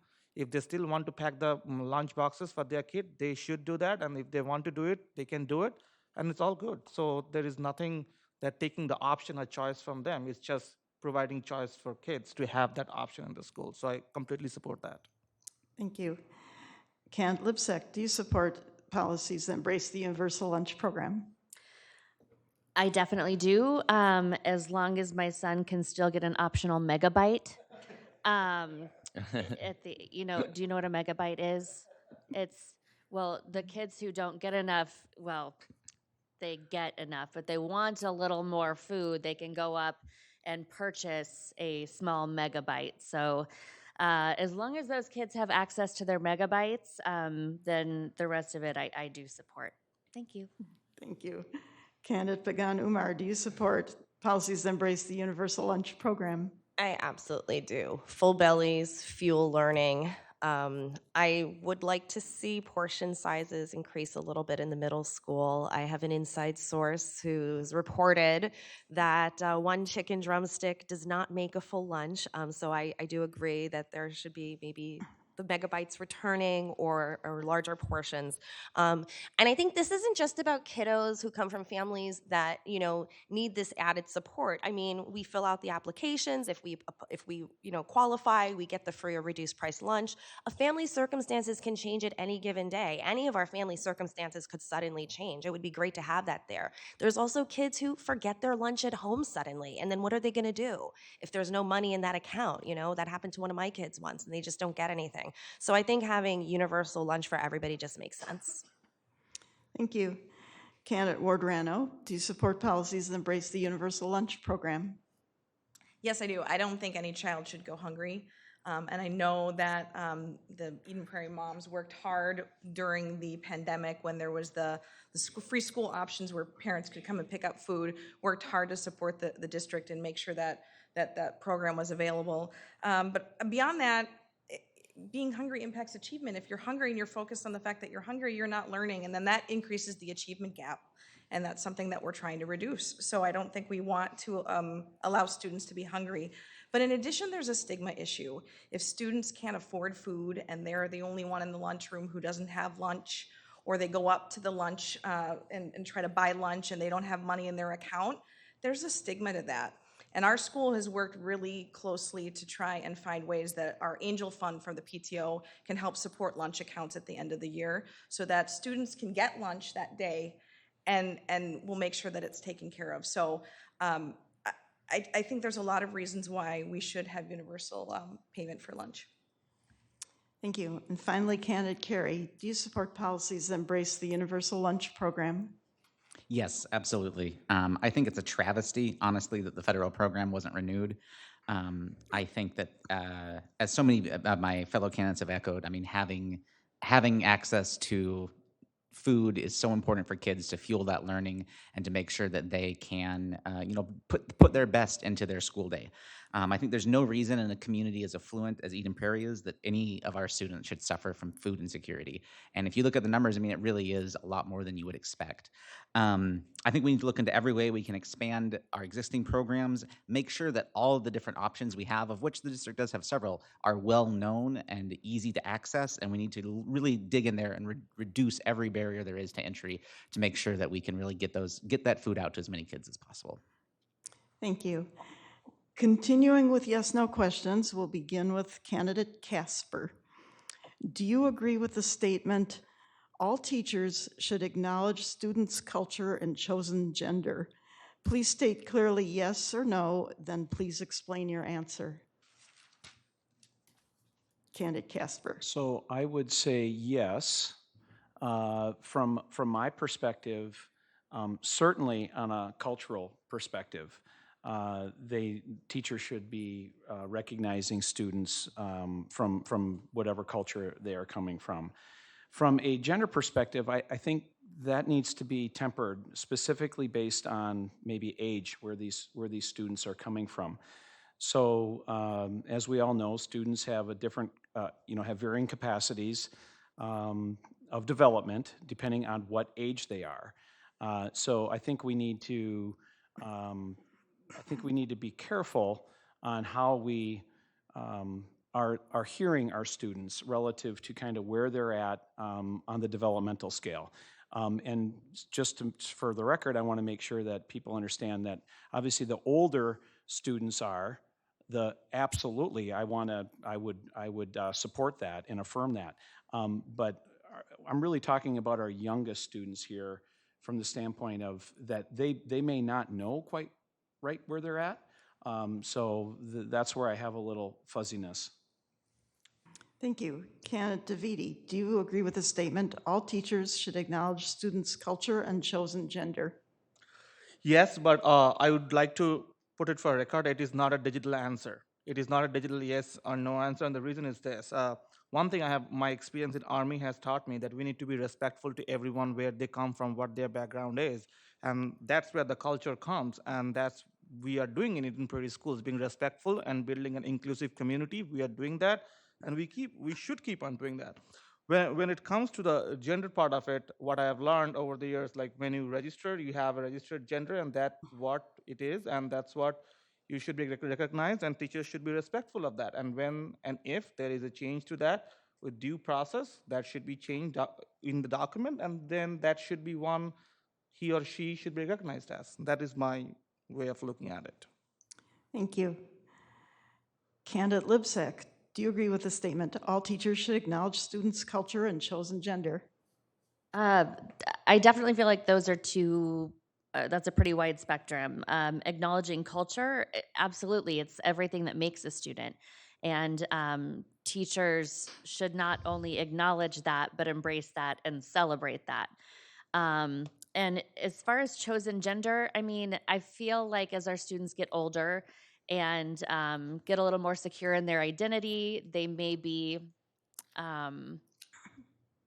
ready for the choice of, choosing a gender. And anyway, kind of like candidate Casper said, the older they get, I feel like teachers probably should accept their chosen gender. However, our little ones, I don't know. I think that maybe that needs to be a discussion with the child and the parent and the teacher, because little ones can come in and say, I am a boy today, I'm a girl. It's fun. It's fun to play and pretend. But if there's something more going on than that, then that's a student discussion with the teacher and parents and student. Thank you. Candidate Stubs, do you agree with the statement, all teachers should acknowledge students' culture and chosen gender? Yes, and I appreciate what Aaron said, that it's got to be a little age appropriate too. One thing I think that is the school's responsibility is to include, recognize, accept everyone for who they are, regardless of where they come from, give them all the same opportunities to thrive. That is the most important thing. I do also, however, think while it is good to recognize and accept kids, I do not believe it is our job to promote or encourage anything as a school. And I speak for lots of parents. I think parents want to raise their kids. I want to raise my kids. And when they go to school, I want the teachers to support them however they are. And that goes for all kids. Thank you. Thank you. Candidate Carey, do you agree with the statement, all teachers should acknowledge students' culture and chosen gender? Yes, I do. I think that it's very important for teachers to meet students where they are so they can forge that relationship and make sure that the students feel as included and welcomed in the learning environment as possible. I think as a sort of guiding light for this kind of issue, I think we just have to look at what's best for students. And, and when you look at students who identify as transgender, they have significantly worse mental health outcomes and are significantly more at risk of suicide. And in my mind, if affirming someone's gender seems to me like the lowest hanging fruit you can do, if that can help set them on a path to have better mental health outcomes. Thank you. Candidate Ward-Rano, do you support or agree with the statement, all teachers should acknowledge students' culture and chosen gender? Yes, and full stop. Yes, I do. I spent 6 years working in-house at a healthcare company and working on their health plan and understanding what types of services should be available for transgender individuals. It was a focus of mine. I don't have time in a minute to discuss all of the details of how I think this should be handled. Please reach out to me if you'd like to talk with me because I feel very passionately about this. But let's talk about what this question is actually asking. To affirm someone's gender, for a teacher, it means using a different pronoun or it means using a different name. It doesn't mean making a medical procedure or a medical decision about their gender. It simply means calling them what they've asked to be called.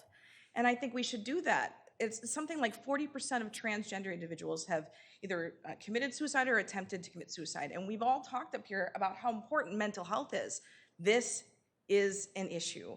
And so I feel passionately, if a little kid says to you, I want to be called he, and they change their mind later, I don't see an issue with that, and that's my belief. Thank you. Candidate Pagan-Umar, do you agree with the statement, all teachers should acknowledge students' culture and chosen gender? Yes. Our district wants to personalize learning. We want to inspire each. I think we should also allow each to come into our building, staff and students, respected as their full authentic selves. It's as important as saying someone's name right. I don't think there's any questions or qualms about it. And I'm just disappointed that this is still something we have to talk about. Thank you. And lastly, candidate Bartz, do you agree with the statement, all teachers should acknowledge students' culture and chosen gender? Yes. On the culture front, absolutely. On the gender front, I would agree with some of the candidates up here with the statements regarding just age appropriateness. Many good things have been said here. I have a lot of experiences helping and caring for the transgender community in my work, almost on a weekly basis. I will say that humbly, we're all on a big learning curve here with this, and we have a ways to go.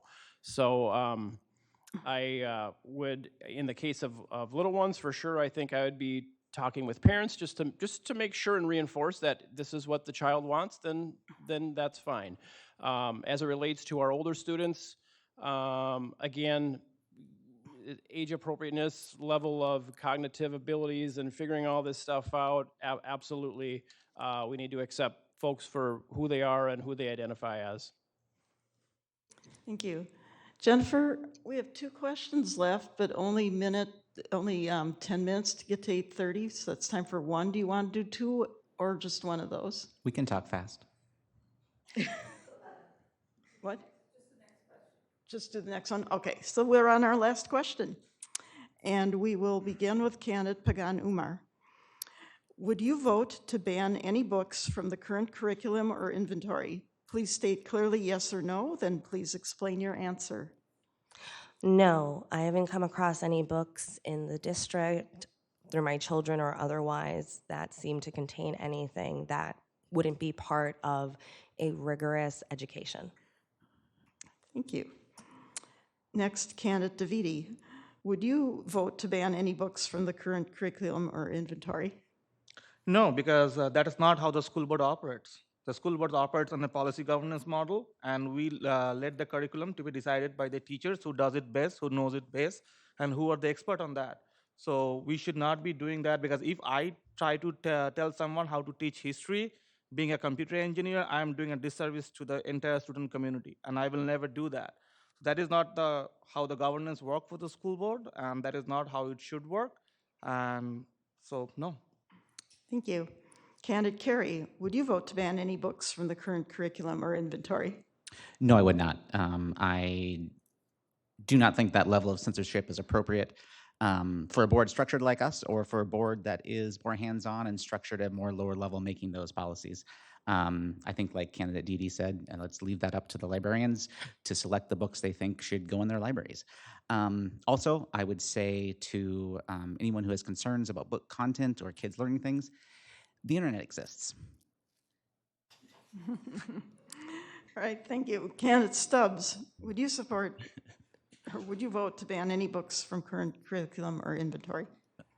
No, I would not. I think that it's fine to have all books of all subjects all over the library. Let kids read everything and learn everything from all different viewpoints and all different perspectives, and they should have access to anything they want. I will, on that note, say that I don't want to see books being promoted, thrown on the front display right when you walk in the door of the library. Hey, look at us, read us. That happens, and I don't think that's our job to be promoting anything. Just put it all in there, let them find it, let them read it, and yeah, that's all I got. Thank you. Candidate Bartz, would you vote to ban any books from the current curriculum or inventory? No, and just as related to board policy that was mentioned, this would have to be something that would probably have to come as a very serious complaint coming forth from the parents, that we would have to look at policy to say we will be doing this. But it would take work for sure to do that. As a parent, I think it's important that you all should be knowing what your kids are reading, and if you've got some qualms about that, then absolutely you can make those concerns known to parents. And then finally, I would agree with candidate Stubbs' comments just about whatever the content of these books. Our schools are a place to educate our kids, so hopefully that these books all are having a valuable piece of it that is promoting education and learning, not politicizing or promoting agendas and things of that nature. Thank you. Candidate Libsack, would you vote to ban any books from our current curriculum or inventory? Current curriculum or inventory, I feel like I don't have enough information to say yes or no.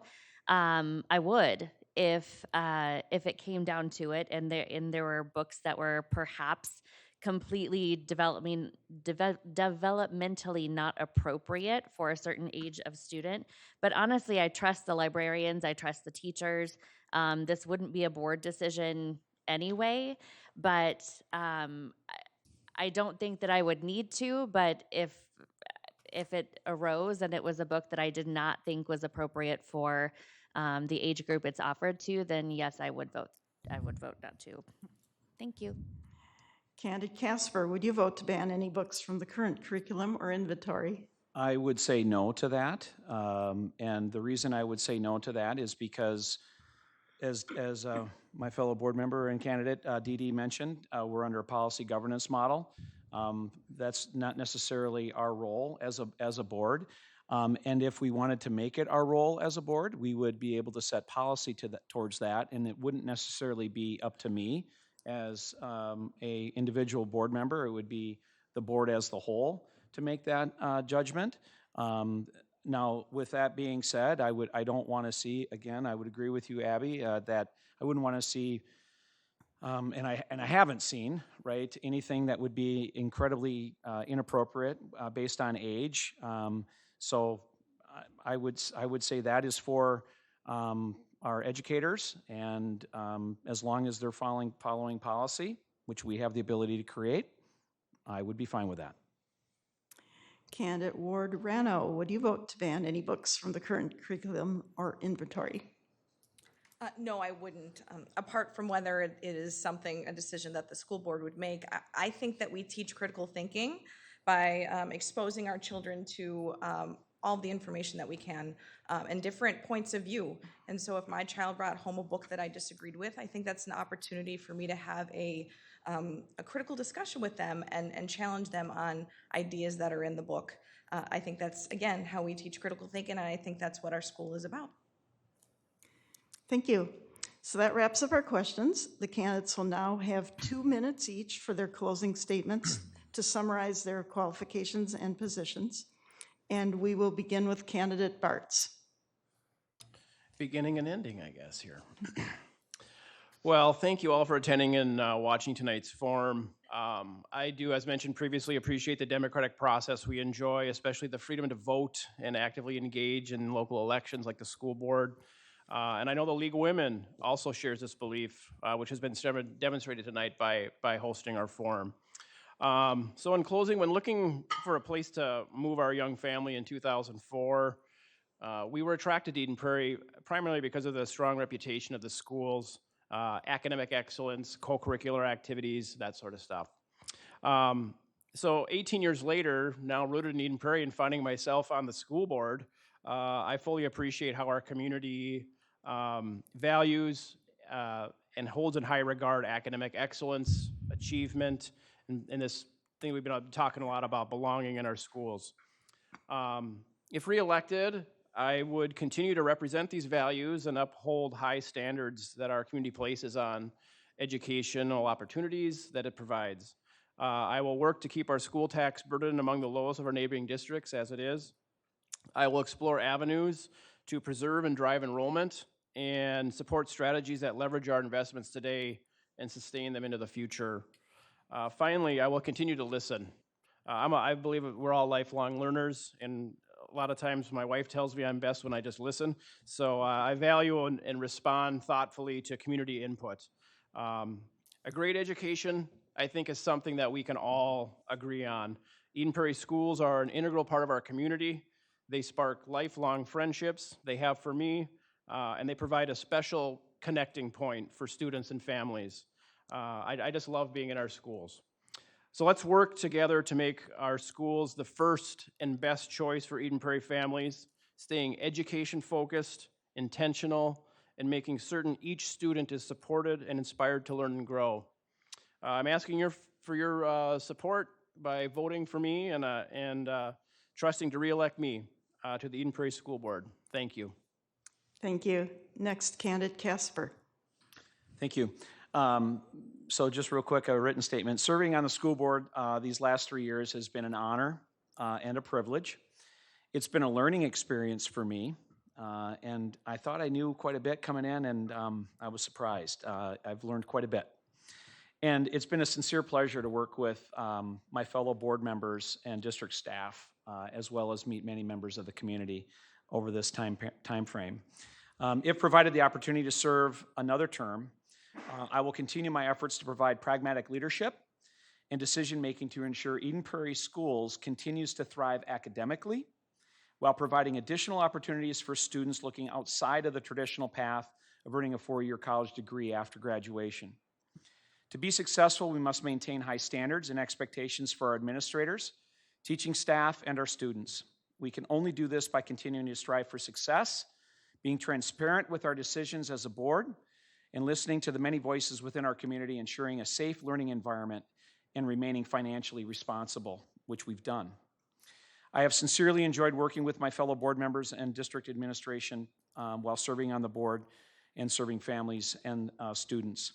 I would greatly appreciate your vote on November 8th to continue serving on the school board here in Eden Prairie. And one thing I would just add is that I too moved here with my wife with three very young daughters, not even our fourth child yet, and one of the major factors was the school district. And now what I want to tell mostly is for people that have their little ones in the district right now, I've seen the result of what this district and the educators have done for my three daughters, and it has been fantastic. Just a class act, and they are thriving well as their peers. So you've made a good choice. fellow citizens and neighbors here in Eden Prairie. Thank you. Thank you. Next candidate, Dividi. Thank you, everyone, for being here tonight and asking those important questions. I thoroughly enjoyed our conversation, discussion, and the perspectives that we shared here. I look forward to continuing the dialogue with the members of the community going forward to the election and beyond. As a board member for 3 years, I have always listened to you and will continue to do so because I do strongly believe that representation starts with listening. If you would like to see a school board member who is committed to working tirelessly to keep your children safe in the school's physical and digital environment, be ready for the 21st century workforce, and be cognizant and good stewards of your taxpayer dollars, and have the proven experience and track record of doing so, please vote on November 8th for Debjyoti Divadi. For more information, please visit my website, ddforep.com. Very easy. But most importantly, go out and vote for the referendum, question 1 and question 2. We need that for our community, for our students, for our kids, for our teachers, and for long-term stability and excellence of our district. Thank you so much for being here. I greatly appreciate League of Women Voters for everything. Thank you. Thank you. Next candidate, Libsack. So again, thank you for hosting and thank you for attending this evening. This is the part in the forum when I think I'm supposed to tell you why I'm your very best choice for Eden Prairie School Board. But to be honest, I think we all bring exciting and unique strengths to the table. It takes many different skill sets, energy levels, and bases of knowledge and collaboration to form a functioning and successful team. However, when we all have the same goal in mind, we press forward and make positive decisions regarding our students and our district. If you're looking to vote for a school board member with a positive mindset and enthusiasm for learning, with experience as a classroom teacher and parent you can relate to, that would be me. I would look forward to listening to staff, students, community members, and experts to gain a better perspective of what we're doing well as a district and what challenges we face. I would hope to help create a better path of communication from our staff and teachers to the school board so that they feel heard and seen. Eden Prairie is an outstanding community with top-notch schools. I ask for your vote so that I can serve our great district as a school board member and help lead and contribute to the bright future of Eden Prairie schools. Thank you. Thank you. Next candidate, Stubs. Thank you again for hosting this forum, and I want to thank the candidates for being here and answering some of these important questions, and it was good to hear your responses. The Eden Prairie School District was built on a very solid foundation, and at its core, it has the values required to ensure that each student flourishes. With your votes and your support, if elected to be on the school board, I will represent and push to continue those values. I will engage in every aspect of this incredible district and the ultimate goal of our schools, which is to provide our kids with the best world-class education anywhere. To every parent, I will be there to listen. To every student, be respectful to each other, work hard, ask for help, and have fun. To every teacher, thank you so much for everything you do, for all your hard work. It just doesn't go unnoticed. I ask for your vote. I ask for your confidence in my leadership, and I'm excited. Thank you. Next candidate, Carey. Thank you. It's been a pleasure this evening answering your questions tonight and getting the chance to introduce myself and hear from my fellow candidates. Now, I did take a leap of faith and write this down ahead of time, but it actually has been fun. There have been several viewpoints shared tonight. I did not agree with every opinion presented here, and it's possible, though unlikely, that the other candidates could find something to object to in one of the things I said. This diversity of thought and opinion can be a benefit or a curse depending on how the board works together. I am pleased and heartened to have heard from several sitting board members that even though the board can have disagreements about the specifics, they are united in wanting our schools to be the best they can be. And I am truly encouraged here tonight, listening to these 8 candidates united in support of these referendums that are being brought to the voters this fall.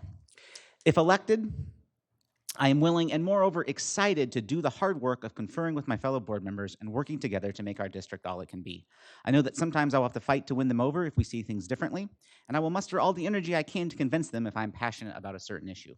I also pledge to listen to opposing views with an open mind and attempt to truly understand where my fellow board members are coming from.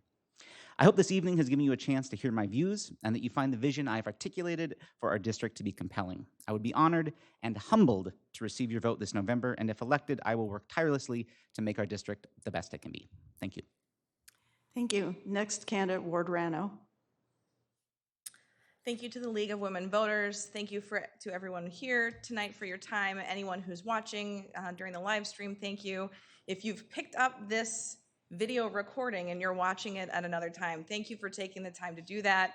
Thank you for your time this morning, afternoon, or evening, depending on when you're watching. If I were elected to the school board, I would have 3 areas of focus, and I think it's important to let you know where my priorities would be, and so I want to repeat this at the end of tonight. I think first, it's important to empower each student. We talk about each student in the district, but I don't know that we always achieve that goal. And so I think that's really important to make sure that we're asking the questions and that we're evaluating our policies to make sure that we are considering each student and how those policies impact each family. I think we do that by making our programs easier to access so that all families can know what options are out there for their children in time for their children to take advantage of those. Second, I think we need to work on strengthening our community. COVID was a hit for our community, and I think we need to work on engaging our families to get them back together, because I think that sense of community helps keep our schools safe and it helps our students thrive. Third, I think that we need to support our teachers and our staff in our buildings. They did a lot of work over COVID. We all had a rough time over COVID, but they did a heavy lift for us, and I think it's important that we support them so that we retain well-qualified and the best teachers, which we already have.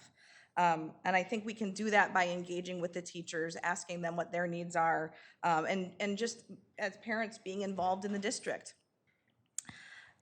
At the end of the day, I'm a listener, I'm a problem solver, and I'm an advocate. And so I'm asking for your vote for the opportunity to advocate for your child, your grandchild, your neighbor, your friend, and our community so that we can make sure that we do inspire each student.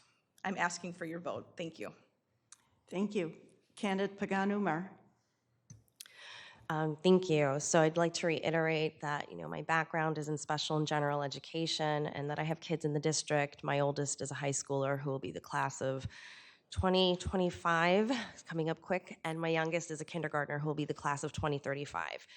I want to take my background, my experience, my passion for public education, and I want to continue putting it into Eden Prairie schools, not just because I care about the long-term outcomes, because I have kids who will be in the district for a while, but because I genuinely care about the long-term outcomes for everyone in the community. Strong schools are the backbone of a strong community.